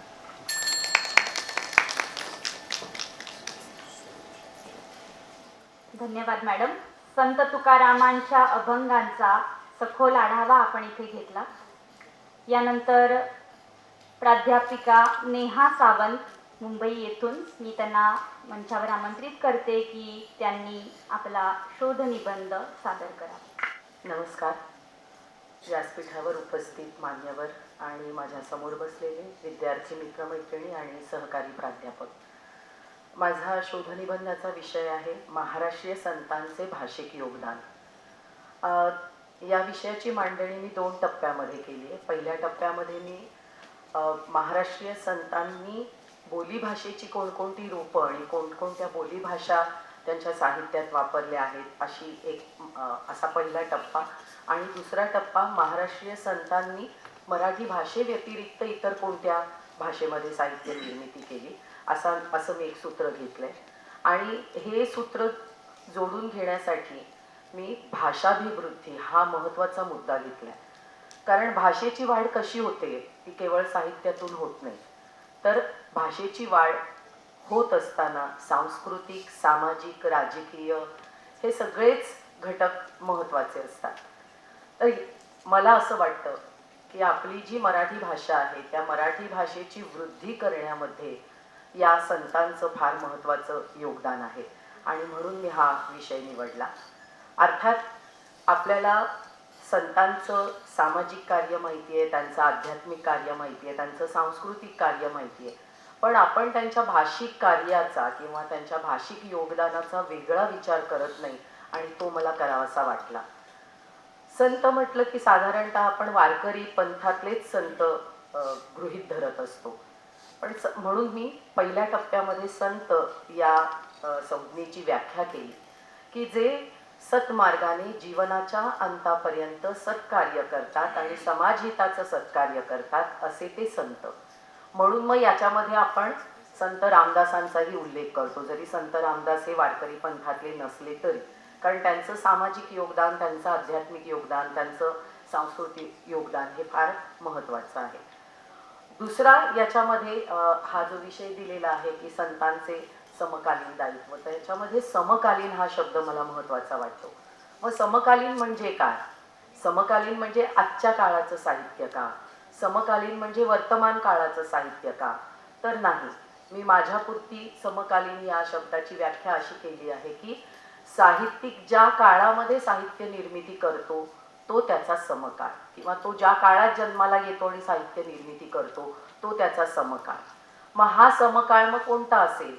तर ज्यावेळेला आपण संतांची विभागणी 3 काळामध्ये करतो, यादव काळातले संत, बहामनी काळातले संत आणि शिवकाळातले संत, म्हणून मग या 3 काळाची पार्श्वभूमी या सगळ्या संतांच्या साहित्यामागे असलेली दिसते. तर पहिला टप्पा जो मी घेतला आहे की बोलीभाषेची कोणकोणती रूपं या संतांच्या साहित्यामध्ये दिसतात. अर्थातच सुरुवात ही ज्ञानेश्वरांपासून होते, कारण संत ज्ञानेश्वरांनी ज्या वेळेला साहित्य निर्मिती केली तो यादव काळ होता आणि यादव काळामध्ये संस्कृत भाषेचं वर्चस्व होतं आणि ही संस्कृत भाषा अर्थातच उच्चवर्णीयांपुरती मर्यादित होती. आणि म्हणूनच जे संस्कृत भाषेतलं तत्त्वज्ञान आहे, जे उच्चनीती तत्वाचं तत्त्वज्ञान आहे, ते तळागाळापर्यंत पोचवण्यासाठी ज्ञानेश्वरांनी गुरुबंधूंच्या आज्ञेवरून भावार्थ दीपिका लिहिली. आणि ही भावार्थ दीपिका अर्थातच मराठीत लिहिली, पण मराठीमध्ये लिहित असताना त्यांनी कुठेही संस्कृत भाषेला कमी लेखलेलं नाही. तर संस्कृत भाषेला ते एकीकडे देववाणी म्हणतात, तर मराठी भाषेला ते देशीवाणी असं म्हणतात. असं छान शब्द त्यांनी योजलेला आहे. आणि मग या देशीवाणीतून ते हे तत्त्वज्ञान अतिशय सुबोध आणि सुरस अशा भाषेमधून ते व्यक्त करतात. ही ज्या वेळेला आपण ज्ञानेश्वरांचं साहित्य वाचतो त्यावेळेला लक्षात येतं की याच्यामध्ये केवळ मराठी भाषा नाही, तर यादवकालीन मराठी भाषेमध्ये जी रूपं वापरली जात होती ती सगळी रूपं या साहित्यकृतीमध्ये दिसतात. जसं म्हणितले, होईजेल, पहुडिलिया, तोडलिया, रिगोनी अशा तऱ्हेची भाषिक रूपं आपल्याला दिसतात. म्हणजे त्या काळात जी बोलीभाषा बोलली जात होती ती बोलीभाषा अतिशय सहजतेने ज्ञानेश्वरीमध्ये मांडलेली दिसते. इतकंच नाही तर काही गुजराती भाषेला जवळ जाणारी रूपं सुद्धा आपल्याला त्यांच्या साहित्यामध्ये दिसतात. उदाहरणार्थ जाणी जसू, करी जसू अशी रूपं पण आपल्याला दिसतात. आणि म्हणूनच संस्कृत भाषा, गुजरातीला जवळ जाणारी भाषा, प्राकृत भाषा आणि मराठी भाषा अशा सगळ्या भाषांचं सायुज्यत्व आपल्याला ज्ञानेश्वरीमध्ये दिसतं. आणि म्हणूनच नामदेवांनी ज्ञानेश्वरीचं कौतुक करताना 56 देशीचे लावण्य अशी 5 मिनिटं झाली का अशी त्याची रचना केलेली आहे. त्याच्यानंतर नामदेवांचा विचार केला तर नामदेवांचं भाषिक कार्य फार मोलाचं आहे, कारण नामदेवांनी त्या काळातल्या सगळ्या बोलीभाषांचा वापर त्यांच्या अभंगांमध्ये केलेला दिसतो. त्यांची एक लावणी आहे गवळणी ठकविल्या. त्या एका लावणीमध्ये त्यांनी गुजराती भाषा बोलणारी, कानडी भाषा बोलणारी, मुसलमानी भाषा बोलणारी, हिंदी भाषा बोलणारी, राजस्थानी भाषा बोलणारी अशा 5 गवळणी त्यांनी तिथे उभ्या केलेल्या आहेत आणि त्या भाषेतून. त्यामुळे संत नामदेवांचं भाषिक प्रभुत्व किती होतं हेही लक्षात येतं. संत नामदेवांनी जो संतमेळा निर्माण केला त्या संतमेळ्याचं सुद्धा भाषिक योगदान फार महत्त्वाचं आहे, कारण त्या काळामध्ये जे जे व्यवसाय केले जात होते, मग न्हावी असेल, माळी असेल, सोनारकीचा व्यवसाय असेल, त्या व्यवसायाचे शब्द त्यांनी आपल्या साहित्यामध्ये मांडले. आणि नुसते शब्द मांडले नाही तर त्या शब्दांना आध्यात्मिक रूपकाचं स्थान दिलं, आध्यात्मिक प्रतिमा करून ते शब्द आल्यामुळे त्या भाषेचं सौंदर्यही वाढलेलं दिसतं. त्याच्यानंतर एकनाथांचा काळ हा बहामनी कालखंड होता, त्यामुळे उर्दू आणि फारसी भाषेचं वर्चस्व त्या काळात होतं. तर त्या भाषेचं लोण सुद्धा एकनाथांनी आपल्या साहित्यामध्ये आणलं आणि एक अर्जदास्त नामक त्यांची रचनाच आहे की त्याच्यामध्ये त्यांनी सगळे फारसी शब्द वापरून अतिशय सुंदर रचना केलेली आहे. म्हणजे कुठलीही भाषा यांनी वर्ज्य केली नाही, तर त्या भाषेचं लोण मराठी भाषेमध्ये जिरवल्यामुळे साहजिकच मराठी भाषेची वृद्धी झालेली आपल्याला दिसते. शिवकाळातील संत तुकाराम हे तर फार महत्त्वाचे आहेत. त्यांनी भाषेचा कोणताच मुलाहिजा बाळगला नाही, म्हणून जे आपण गैरशब्द मानतो किंवा जे ग्राम्य शब्द वापरतो, ज्या शिव्या आपण वापरतो, त्यांचाही वापर केलेला दिसतो. आणि नंतर संत रामदास आहेत किंवा संत बहिणाबाई आहेत, संत नामदेव आहेत की ज्यांनी हिंदी भाषेतून सुद्धा रचना केल्या, ज्यांनी पंजाबी भाषेतून रचना केल्या, ज्यांनी मैथिली भाषेतून रचना केल्या. आणि या रचना करत असताना त्यांनी एक हेतू ठेवला होता की पंथप्रसार करायचा आहे, तो ज्या प्रदेशात जाऊन पंथप्रसार करायचा आहे त्या प्रदेशाची भाषा आपल्याला अवगत असली पाहिजे आणि म्हणून त्या भाषांवरती प्रभुत्व आणून त्यांनी रचना केली. शेवटचा मुद्दा एकच की फक्त संत बहिणाबाई या एकमेव स्त्री होत्या की ज्यांनी अतिशय सुंदर अशा हिंदी आणि ब्रज बोलीतून त्यांनी रचना केलेली आहे. संत रामदासांचा इथे मला उल्लेख करायचा आहे की ते काही काळ पंजाबमध्ये होते, पंथप्रसाराच्या निमित्ताने पंजाबामध्ये होते. त्यांनी पंजाबी भाषा आत्मसात केली होती आणि त्याच वेळेला त्यांनी शास्त्रीय संगीताचाही अभ्यास केलेला असावा याची जाणीव होते, कारण त्यांनी जी पदं रचलेली आहेत, हिंदी पदं रचलेली आहेत, अतिशय सुंदर अशी हिंदी पदं आहेत. त्या हिंदी पदांमध्ये त्या रागांचा उल्लेख केलेला आहे. काफी राग, यमन राग, खमाज राग, अशा रागांवर आधारित त्यांनी हिंदीतून रचना केलेल्या आणि हे योगदान अतिशय मोलाचं आहे. आणि मला असं वाटतं की ते काहीसं दुर्लक्षित राहिलेलं आहे, ते पुढे आणावं म्हणून मी हा विषय निवडला. आणि एकूणच हे संतांचं जे योगदान आहे बोलीभाषेच्या दृष्टीने तर ते फार महत्त्वाचं आहेच, पण ही सगळी संत मंडळी परक्या ठिकाणी जाऊन परक्या भाषेतून साहित्य निर्मिती करतात आणि नामदेवांसारखा संत हा गुरुबाणीमध्ये जाऊन बसतो किंवा गुरु ग्रंथसाहिबमध्ये त्यांच्या 61 मुखबाणी निवडल्या जातात किंवा संत रामदासांच्या रचना आजही शास्त्रीय संगीत शिकत असताना एक हिंदी पदावली म्हणून त्यांच्या रचनांचा विचार केला जातो. मला असं वाटतं की हे भाषिक योगदान अतिशय महत्त्वाचं आहे आणि त्याच्यामुळे आपली भाषा वृद्धी झालेली आहे हे नमूद करावं असं वाटतं. धन्यवाद.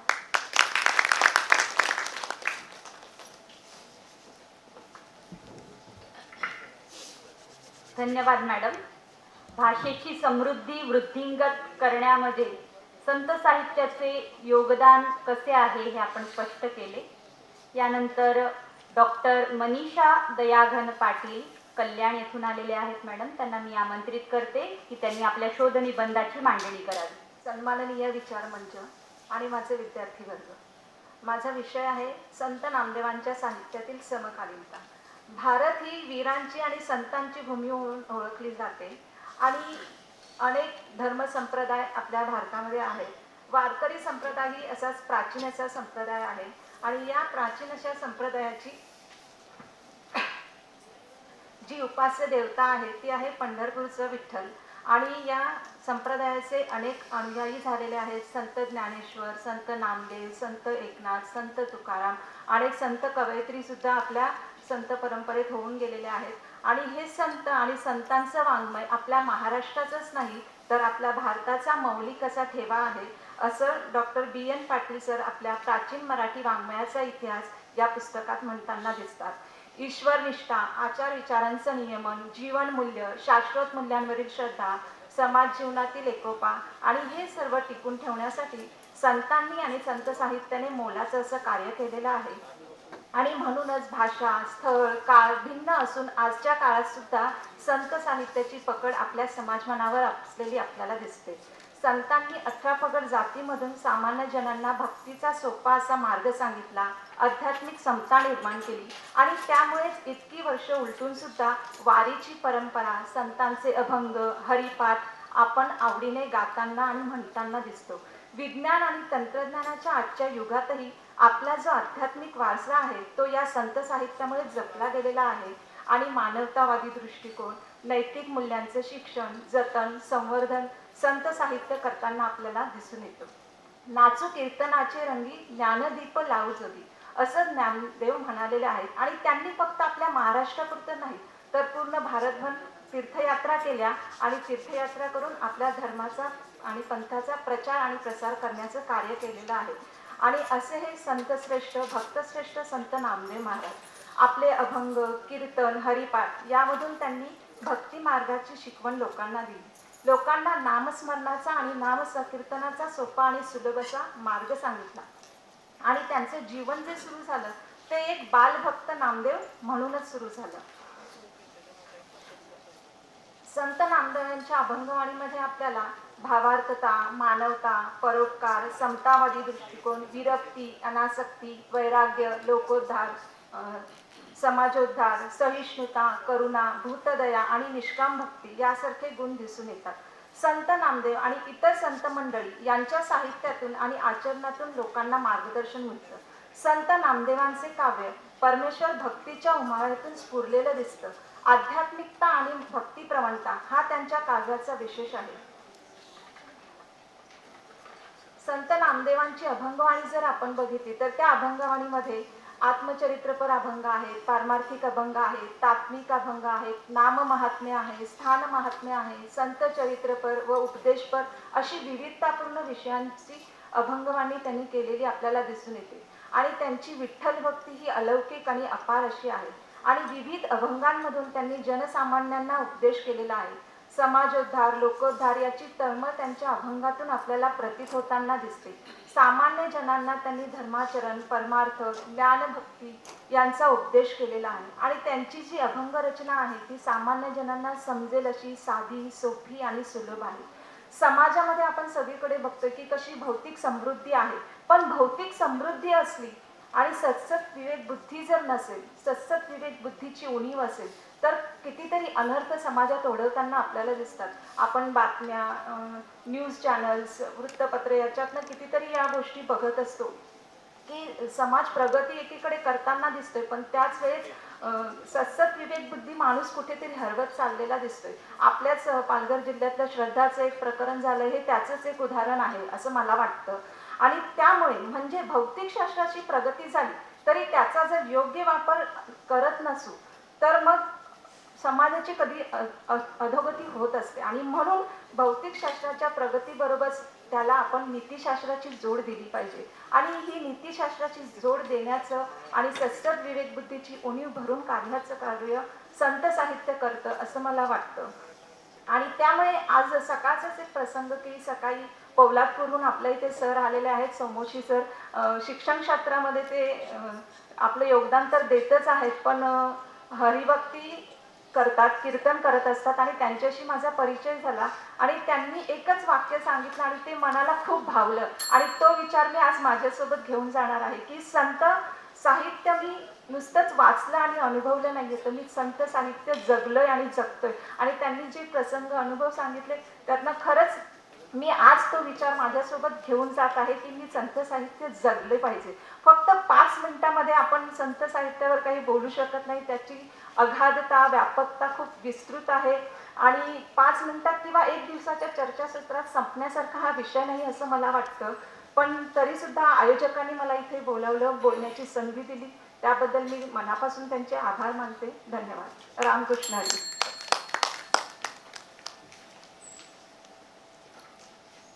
धन्यवाद मॅडम. संत नामदेवांचे विचार आपण सर्वांपर्यंत पोहोचवले. यानंतर मी श्री रमेश नागेश सावंत मुंबई येथून सर आले आहेत.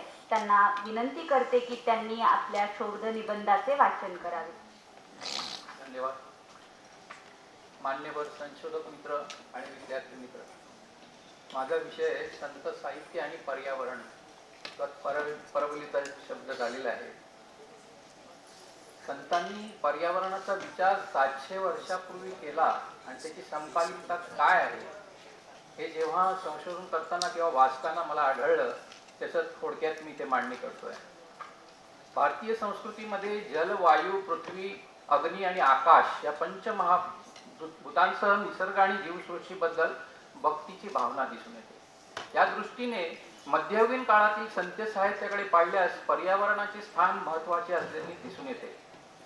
संत ज्ञानेश्वरांच्या हे विश्वची माझे घर या ओवी विश्वातील सर्व जीव हे बांधव असल्याची भावना आहे.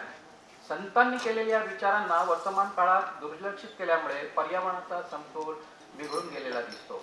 निसर्गाचे चक्र चालू ठेवणाऱ्या या घटकांच्या संतुलनात झालेल्या मानवी हस्तक्षेपामुळे निसर्ग चक्रात बिघाड झाला आहे. संतांनी आपल्या साहित्यातून व्यक्त केलेली निसर्ग संवर्धनाची आवश्यकता ही साथ ठरली आहे. या अनुषंगाने संत साहित्यातील पर्यावरणाचा साक्षाती धांडोळा घेण्याचा हा एक अभ्यासू प्रयास आहे. खरे तर संतांच्या काळात पर्यावरणाच्या विनाशाचे भीषण प्रश्न निर्माण झालेले नसले तरी त्या काळात संतांची वाणी आध्यात्मिक आणि समाज प्रबोधन करत होती. त्या काळात कृषीप्रधान संस्कृती होती आणि ह्या संस्कृतीत माणूस आणि निसर्ग यांच्यात एक एकात्मतेची भावना होती. संत एकनाथ यांचा अपवाद होता. बहुतेक संत ग्रामीण भागातले होते. त्यामुळे संत साहित्य वाचताना संतांच्या निसर्ग निरीक्षणाची आपल्याला अनेक उदाहरणे आढळतात.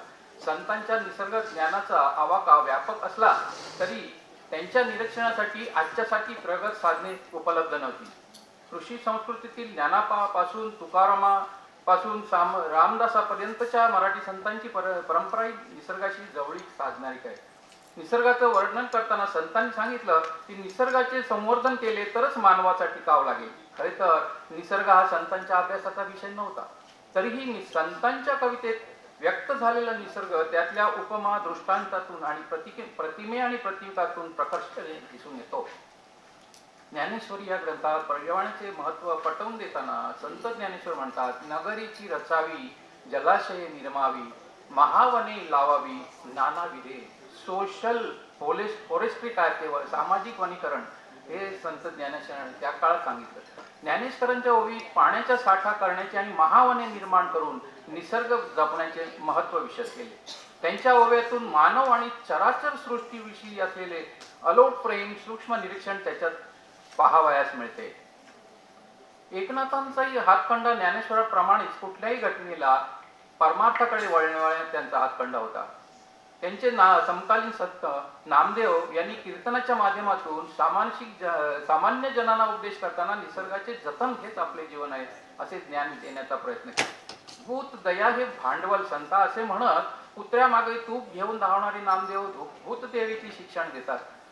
संत तुकाराम यांनी समाजाला पर्यावरण संवर्धनाचा संदेश देताना म्हटलंय, वृक्षवल्ली वनचरे आमा सूर्ये सोयरी पक्षही सुस्वरे आळविती. सकाळी आपण ते अभंग ऐकलेला आहे. संत तुकाराम यांच्या अभंगातून वृक्षवल्ली प्राणी पक्षी हेही आपले सगळे सोयी आहेत असा एक संदेश दिलेला आहे. त्यांच्या आकाशमहा मंडप आणि पृथ्वी हे आसन या अभंगातील देखील प्रतिमा ज्या आहेत त्या निसर्ग विचाराचा उद्गार आहे. देहू जवळच्या भंडारा डोंगरावर शांत वातावरणात एकांतात बसून मनन चिंतन करणारे तुकाराम महाराज म्हणतात की निरोगी मनासाठी वनांची आणि पशुपक्ष्यांची आवश्यकता असते. समर्थ रामदास यांनी तर दासबोध या ग्रंथाचे लेखन केले. ते मुळी शिवथर घळ या निसर्गरम्य सुंदर स्थळी आपण जात होते. त्यांनी म्हटले की गिरीचे मस्तकी गंगा तिथूनही चालले बळे, धबाबा लोटल्या झाल्या बाबा तो हे सगळे म्हणजे पाण्याचा जो वर्षाव तिथे येतो त्याचं वर्णन त्यांनी तसं केलंय. आणि संपूर्ण भारत तीर्थयात्रा करून त्यांनी आपला आयुष्याचा बराच काळ सह्याद्रीतील हेळवाग शिवथर या दुर्गम घडीत वास्तव्य करून रानावनात भिडण्यात घालवला होता. त्यांनी स्वतःचं वर्णन असंच केलं होतं की दास डोंगरी राहतो.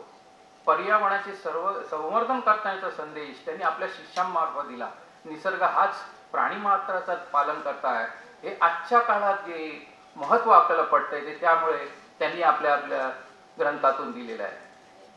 वारपरगी पंथात इतरही तेही संत झाले. सोखा माळा, नरहरी सोनार, सावता माळी, गोरा कुंभार या सगळ्या शेतकरी संतांनी निसर्गाशी जवळूक साधलेली होती.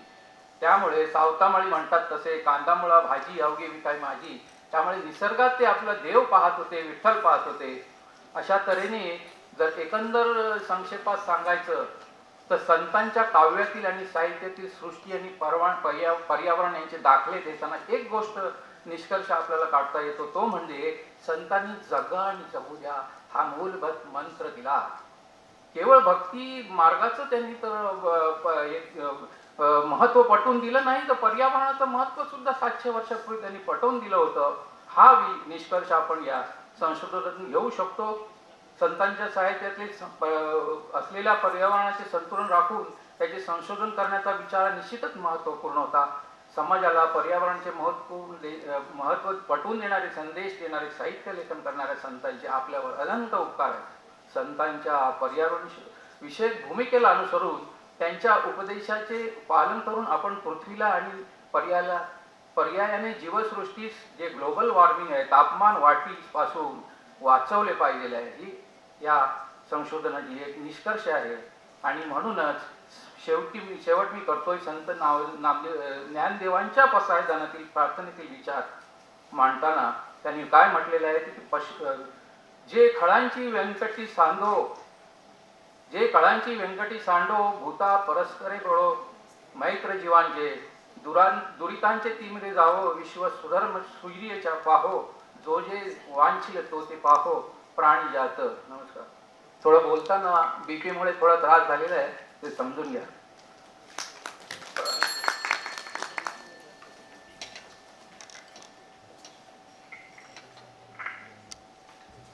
धन्यवाद सर.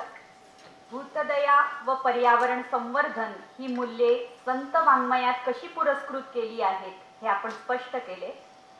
यानंतर पालघर येथून आलेल्या आरती विनोद ठाकूर यांना मी त्यांचा शोध निबंध सादर करण्यासाठी मंचावर आमंत्रित करते. नमस्कार, मी आरती विनोद ठाकूर. माझ्या शोध निबंधाचा विषय समाज विचार परिवर्तनात वारकरी संत साहित्याची भूमिका. संत ज्ञानेश्वरांनी वारकरी संप्रदायाची स्थापना 13व्या शतकांमध्ये केली.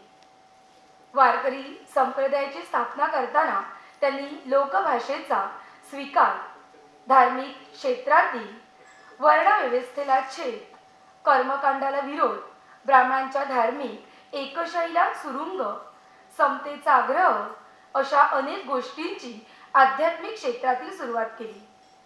श्रीमद भगवद्गीता या ग्रंथातील मराठी अनुवाद करून संस्कृत भाषेची धार्मिक क्षेत्रातील एकाधिकारशाही संत ज्ञानेश्वरांनी मोडून टाकली.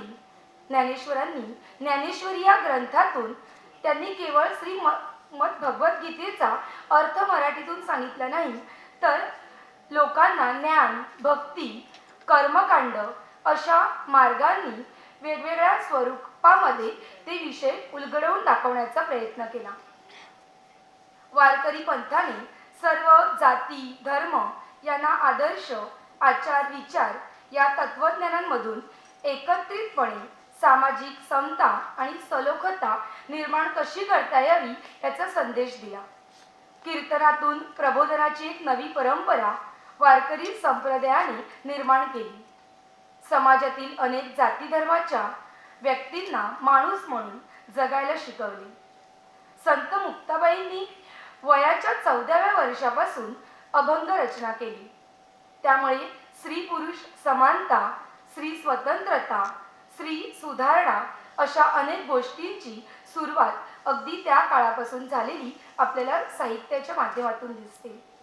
संत ज्ञानेश्वर महाराजांनी लोकांच्या बहिष्काराला कंटाळून अगदी झोपडीची ताटी बंद केली असता ताटीच्या अभंगातून संत मुक्ताबाईंनी संतांना त्यांच्या कर्तव्यांची जाणीव करून दिली असे आपल्याला त्यांच्या अनेक अभंगातून दिसते.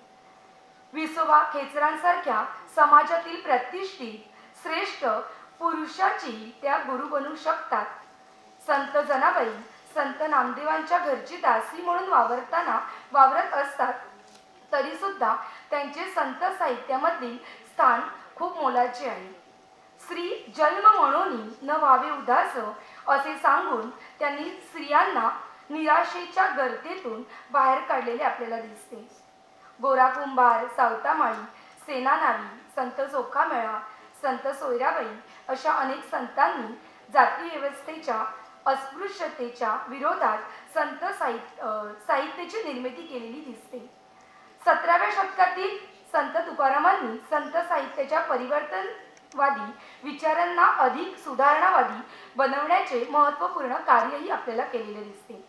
अशा प्रकारे संत साहित्य समाज विचारामध्ये परिवर्तन घडवून आणणारे आहे असे आपण सांगू शकतो. धन्यवाद. धन्यवाद. प्रथम सत्रातील सर्व शोध निबंधांचे सादरीकरण पूर्ण झाले आहे. आपण सर्व अभ्यासकांनी एकत्र येऊन विविध दृष्टिकोनांतून संत वाङ्मयावर सविस्तर चर्चा केली आहे आणि या चर्चासत्राच्या विषयाला यथोचित न्याय दिला आहे. नामदेव म्हणतात, नाचू कीर्तनाचे रंगी, ज्ञानदीप लावू जगी. तो ज्ञानदीप आपण सर्वांच्या साथीने या चर्चासत्रात प्रज्वलित केला आहे. सर्व अभ्यासकांचे मनःपूर्वक अभिनंदन.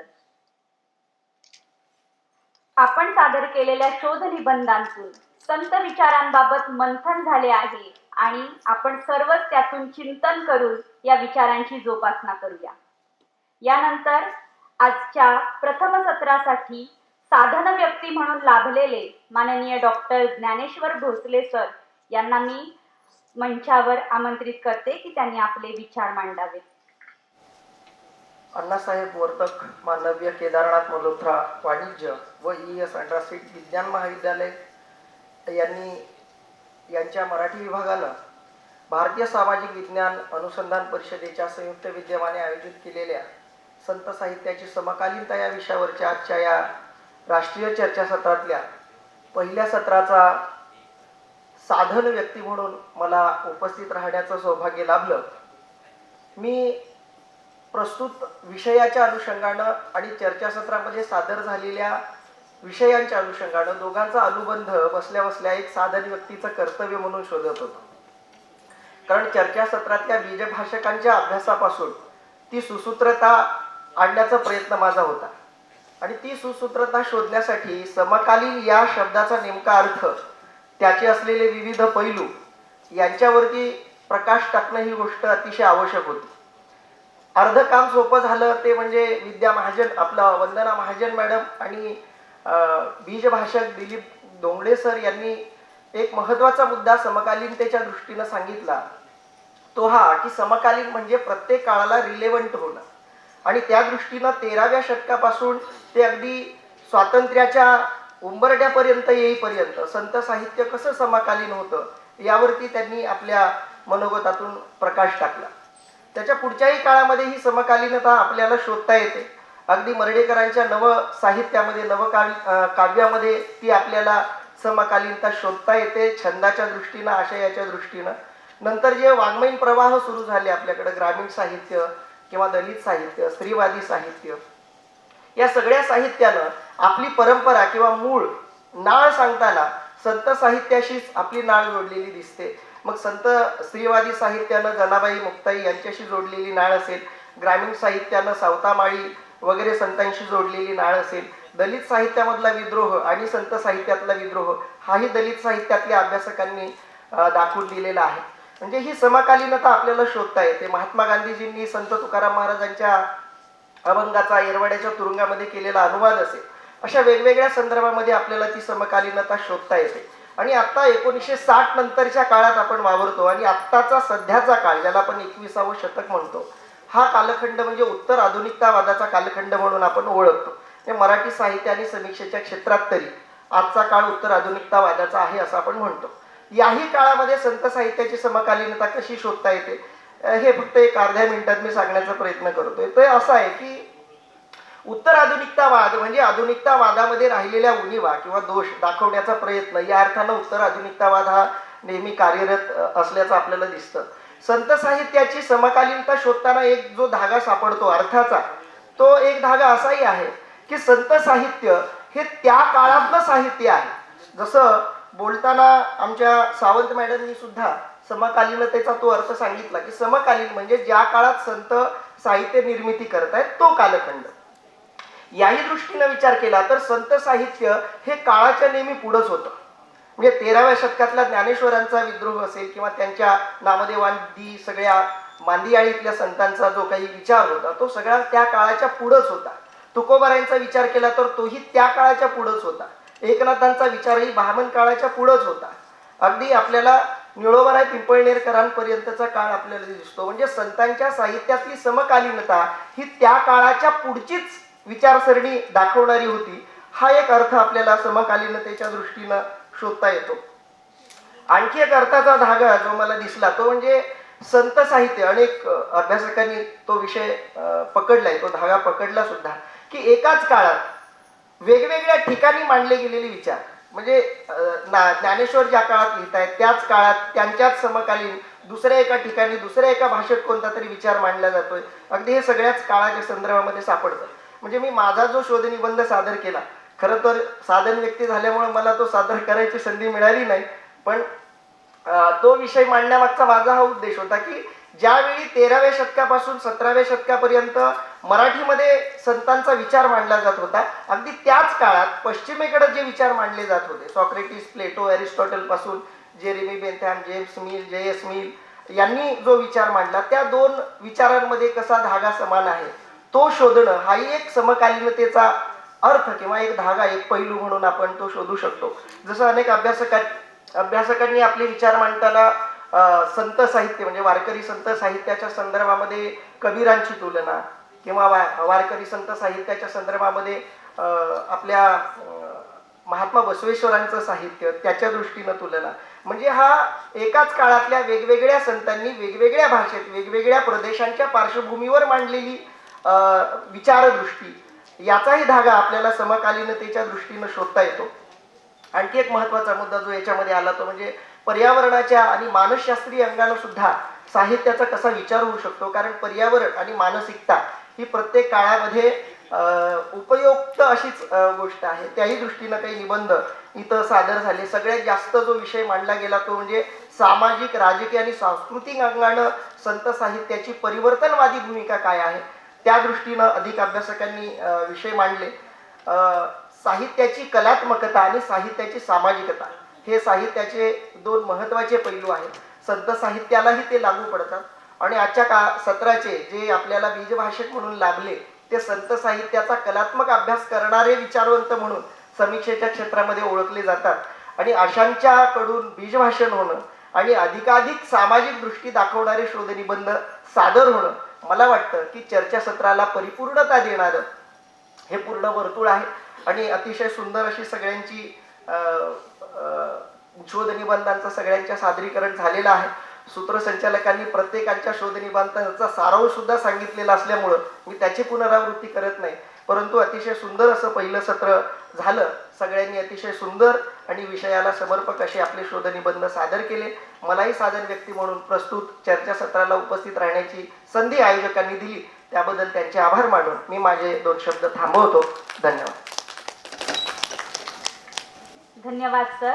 सर्वांच्याच शोधनिबंधकांचा थोडक्यात आढावा आपण इथे घेतला. आपला सुद्धा शोधनिबंध जर इथे सादर झाला असता तर आम्हाला नक्कीच ऐकायला आनंद झाला असता. यानंतर प्रथम सत्राचे अध्यक्ष माननीय डॉक्टर रवींद्र बेंबरे यांना मी विनंती करते की त्यांनी या सत्राचा अध्यक्षीय समारोप करावा.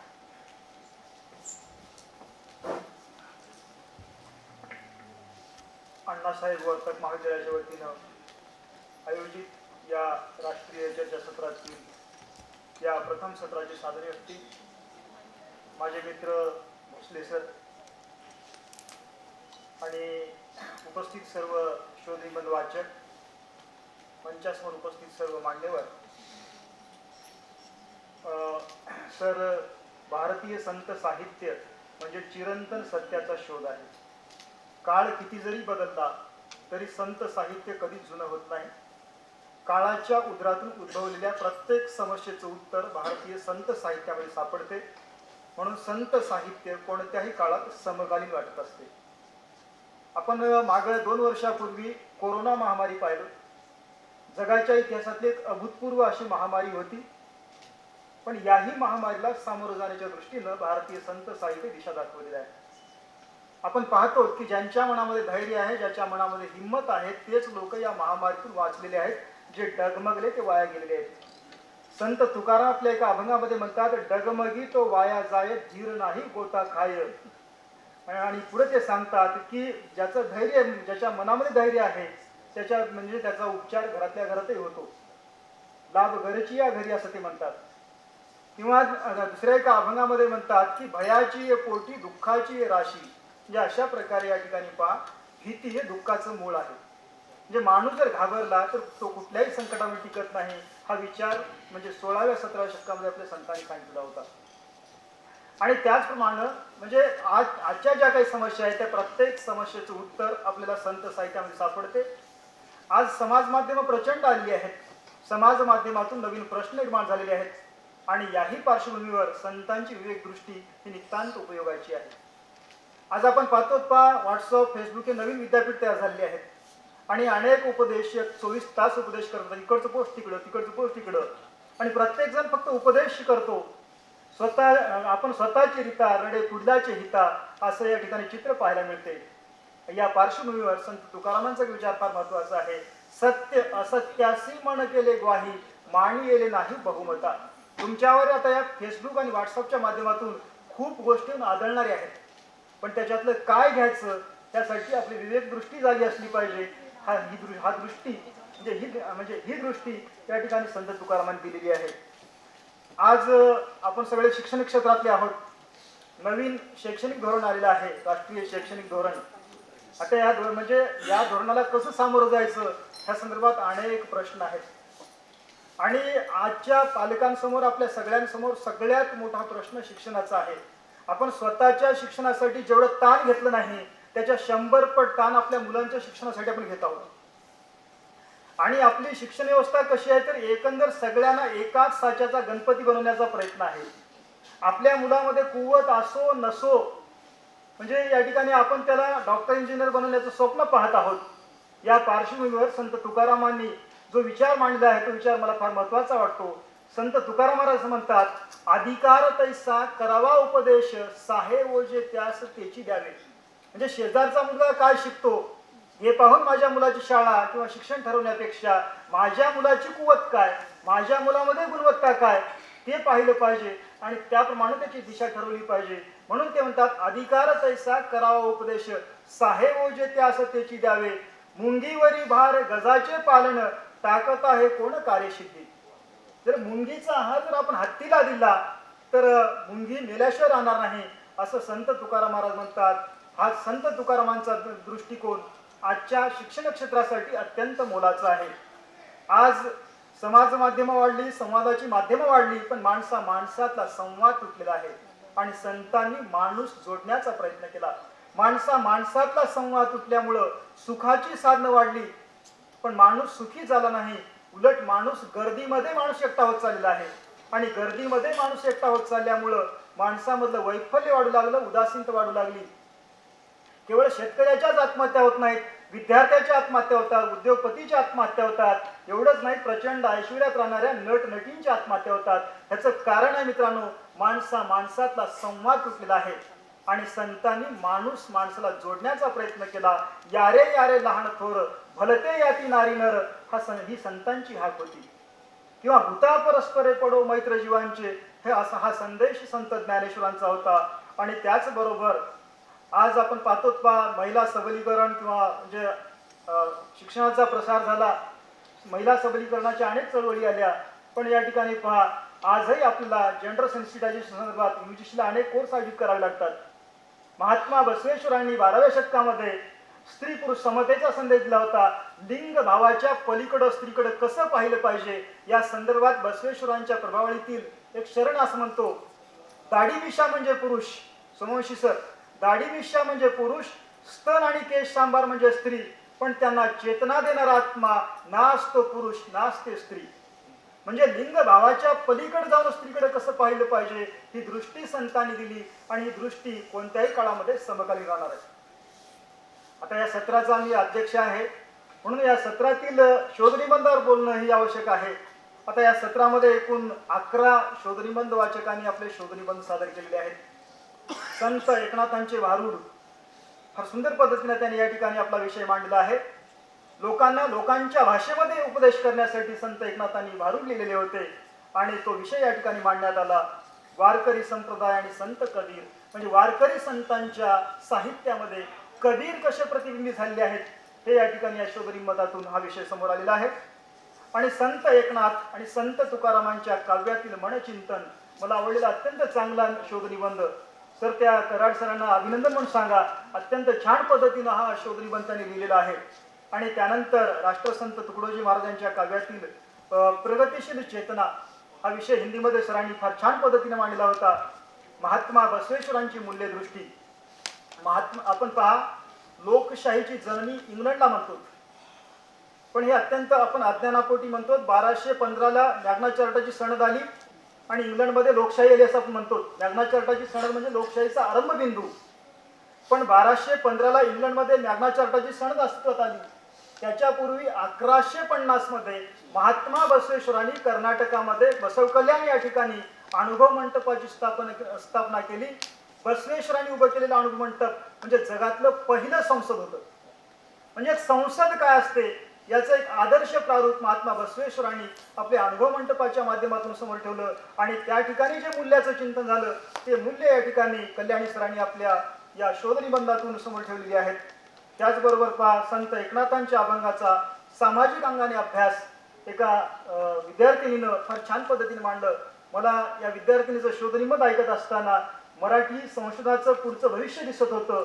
एक मुलगी एवढ्या छान पद्धतीने हा विषय मांडते हे कौतुकास्पद बाब आहे. आणि त्यानंतर संत तुकारामांच्या अभंगाची संस्कार क्षमता याही विषयावर शोधनिबंध छान पद्धतीने सादर झाला. आणि या सत्राची अत्यंत जमेची बाजू एक वेगळा शोधनिबंध तो म्हणजे पहा, कुठल्याही चर्चासत्रामध्ये कसे विषय समोर आले पाहिजेत त्याचं एक आदर्श उदाहरण म्हणजे नेहा सावंत मॅडमचं शोधनिबंध तो होता महाराष्ट्रीय संतांचे भाषिक योगदान. म्हणजे आपण अशा पद्धतीचा विचारही केला नाही. म्हणजे संतांचं भाषिक योगदान काय. मॅडम, महानुभाव संप्रदायामध्ये म्हणजे या ठिकाणी पहा, नागदेवाचार्यांचा एक संदर्भ आहे. महानुभाव संप्रदायातले संत मराठी भाषेप्रती त्यांचं योगदान काय होतं, मराठी भाषेवर निष्ठा काय होती. केशवबाग जेव्हा नागदेवाचार्यांना भेटायला येतात, संस्कृतमध्ये बोलतात, तेव्हा नागदेवाचार्य म्हणतात, तुमचा अस्मात कस्मात मी नेनोगा केशव देया, माझं चक्र धरे निरूपिली मराठी पियेची कुसा. म्हणजे काय निष्ठा होती का भाषेप्रती, हे या ठिकाणी आपल्या शोधनिबंधातून असे विषय समोर आलेले आहेत. त्याबद्दल आपलं अभिनंदन. त्यानंतर वारकरी संत आणि संत नामदेवांचा संदेश याही विषयावर शोधनिबंध छान पद्धतीने सादर झाला. आता संत साहित्यातील पर्यावरण विचार, ज्ञानेश्वरीतील ओवी तर आहेच, नगरेची रचावी जलाशय निर्मावी महावणी लावावी नानाविध, किंवा पसायदानामध्ये भूता परस्परे पडो काय विचार आहे, त्याच्यामध्ये पर्यावरणाचाच विचार आलेला आहे. त्याही विषयावर या ठिकाणी चिंतन छान पद्धतीने झालेलं आहे. आणि याशिवाय शेवटचा जो शोधनिबंध होता तो म्हणजे समाज परिवर्तनात वारकरी संतांची भूमिका. अत्यंत चांगला विषय. कसं असते पहा, एकूण सगळ्या म्हणजे भारतातल्या सगळ्या प्रांतामध्ये पश्चिम बंगालनंतर सगळ्यात पुरोगामी प्रांत म्हणून महाराष्ट्राची ओळख आहे. महाराष्ट्राला सलग 150 वर्षांची समाज सुधारकांची विचारवंतांची परंपरा आहे. फुले शाहू आंबेडकरांची परंपरा या महाराष्ट्राला आहे. किंवा अंधश्रद्धेच्या विरोधामध्ये लढा उभारणारे नरेंद्र दाभोळकर याच मातीत जन्मलेले आहेत. मला नेहमी प्रश्न पडतो, भोसले सर, फुले शाहू आंबेडकर कर्नाटकमध्ये का झाले नाहीत, उत्तर प्रदेशमध्ये का झाले नाहीत, मध्य प्रदेशमध्ये का झाले नाहीत, किंवा नरेंद्र दाभोळकर तमिळनाडूमध्ये का जन्माला आले नाहीत. ह्याचं कारण आहे 12व्या शतकापासून म्हणजे 18व्या शतकापर्यंत इथल्या साधू संतांनी पुरोगामी परिवर्तनवादी विचाराची रुजवणूक इथल्या मातीमध्ये केली आणि त्याचं फलित म्हणजे फुले शाहू आंबेडकर आहेत. आणि या ठिकाणी पहा, या समाज परिवर्तनामध्ये संतांची भूमिका काय होती हा शेवटचा शोधनिबंधही छान पद्धतीने सादर झाला. एका अर्थाने या सत्राचा समारोप किंवा शिखर म्हणलं तरी चालेल हा असा विषय होता.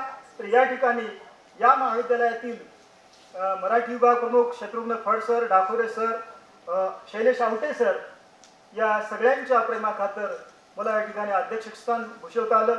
त्याबद्दल या सर्वांचं मनपूर्वक आभार व्यक्त करतो आणि माझ्या वाणीला पूर्ण विराम देतो. जय हिंद, जय महाराष्ट्र. धन्यवाद सर. सर्व शोध निबंधांचे आपण अतिशय मार्मिक विवेचन केले आणि आपणा सर्वांना अमूल्य मार्गदर्शन केले त्याबद्दल आभार. संत साहित्याची समकालीनता या विषयावरील राष्ट्रीय चर्चासत्राचे हे प्रथम सत्र यशस्वीपणे पार पडत आहे. परंतु त्यासाठी यासाठी अनेक व्यक्तींचे सहकार्य व मार्गदर्शन मोलाचे ठरले आहे. या सर्वांचे ऋण व्यक्त केल्याशिवाय या सत्राची सांगता होऊ शकत नाही. त्यासाठी मी वर्तक महाविद्यालयातील इंग्रजी विषयाचे प्राध्यापक डॉक्टर विजयानंद बनसोडे यांना आभार प्रदर्शन करण्यासाठी विचार मंचावर आमंत्रित करते. नमस्कार. वेळ खूप झालेला आहे. मी अगदी एका मिनिटात आभार व्यक्त करतो.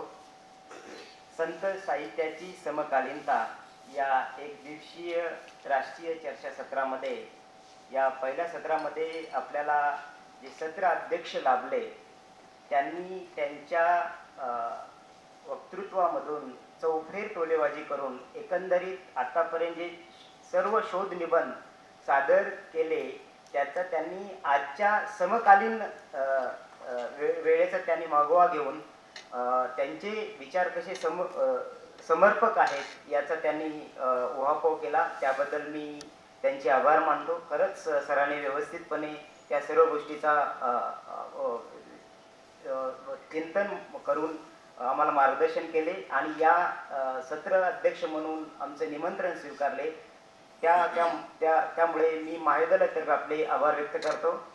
दुसरे सदन व्यक्ती म्हणून डॉक्टर ज्ञानेश्वर भोसले सरांनी एकंदरीत सर्व म्हणजे सकाळी उद्घाटनाच्या भाषणामध्ये जे आपले बीज भाषक जे वक्ते होते त्यांनी जे सांगितलेला जे काही विचार आहे तो विचार घेऊनच त्यांनी त्यांचं कन्क्ल्युजन केलं. आजचे साधन व्यक्ती म्हणून डॉक्टर ज्ञानेश्वर भोसले सर यांचे मी महाविद्यालयातर्फे आभार व्यक्त करतो. ज्यांच्या शोध निबंधातून मानवी मूल्य आणि वैश्विक सत्याची उहापोह करून आजचे वर्तमान कसे समृद्ध करता येईल याचा शोध या सर्व शोध निबंधकारांनी त्यांच्या शोध निबंधातून घेतला, म्हणून मी सर्व शोध निबंधकाचे आभार व्यक्त करतो. शेवटी सर्व चिकित्सक आणि संशोधक वृत्ती असलेले श्रोते या ठिकाणी सर्व निबंधाचा त्यांनी मनमुराद आस्वाद घेतला. त्यामुळे मी महाविद्यालयातर्फे आपले आभार व्यक्त करतो आणि आजच्या या सत्रातील सर्व कार्यक्रमाला प्रत्यक्ष अप्रत्यक्षपणे ज्यांनी मदत केली त्यांचे आभार व्यक्त करून मी माझे या ठिकाणी 2 शब्द मी संपवतो आणि सर्वांचे परत एकदा आभार व्यक्त करून हा पहिल्या सत्राचा कार्यक्रम या ठिकाणी संपला असं मी जाहीर करतो.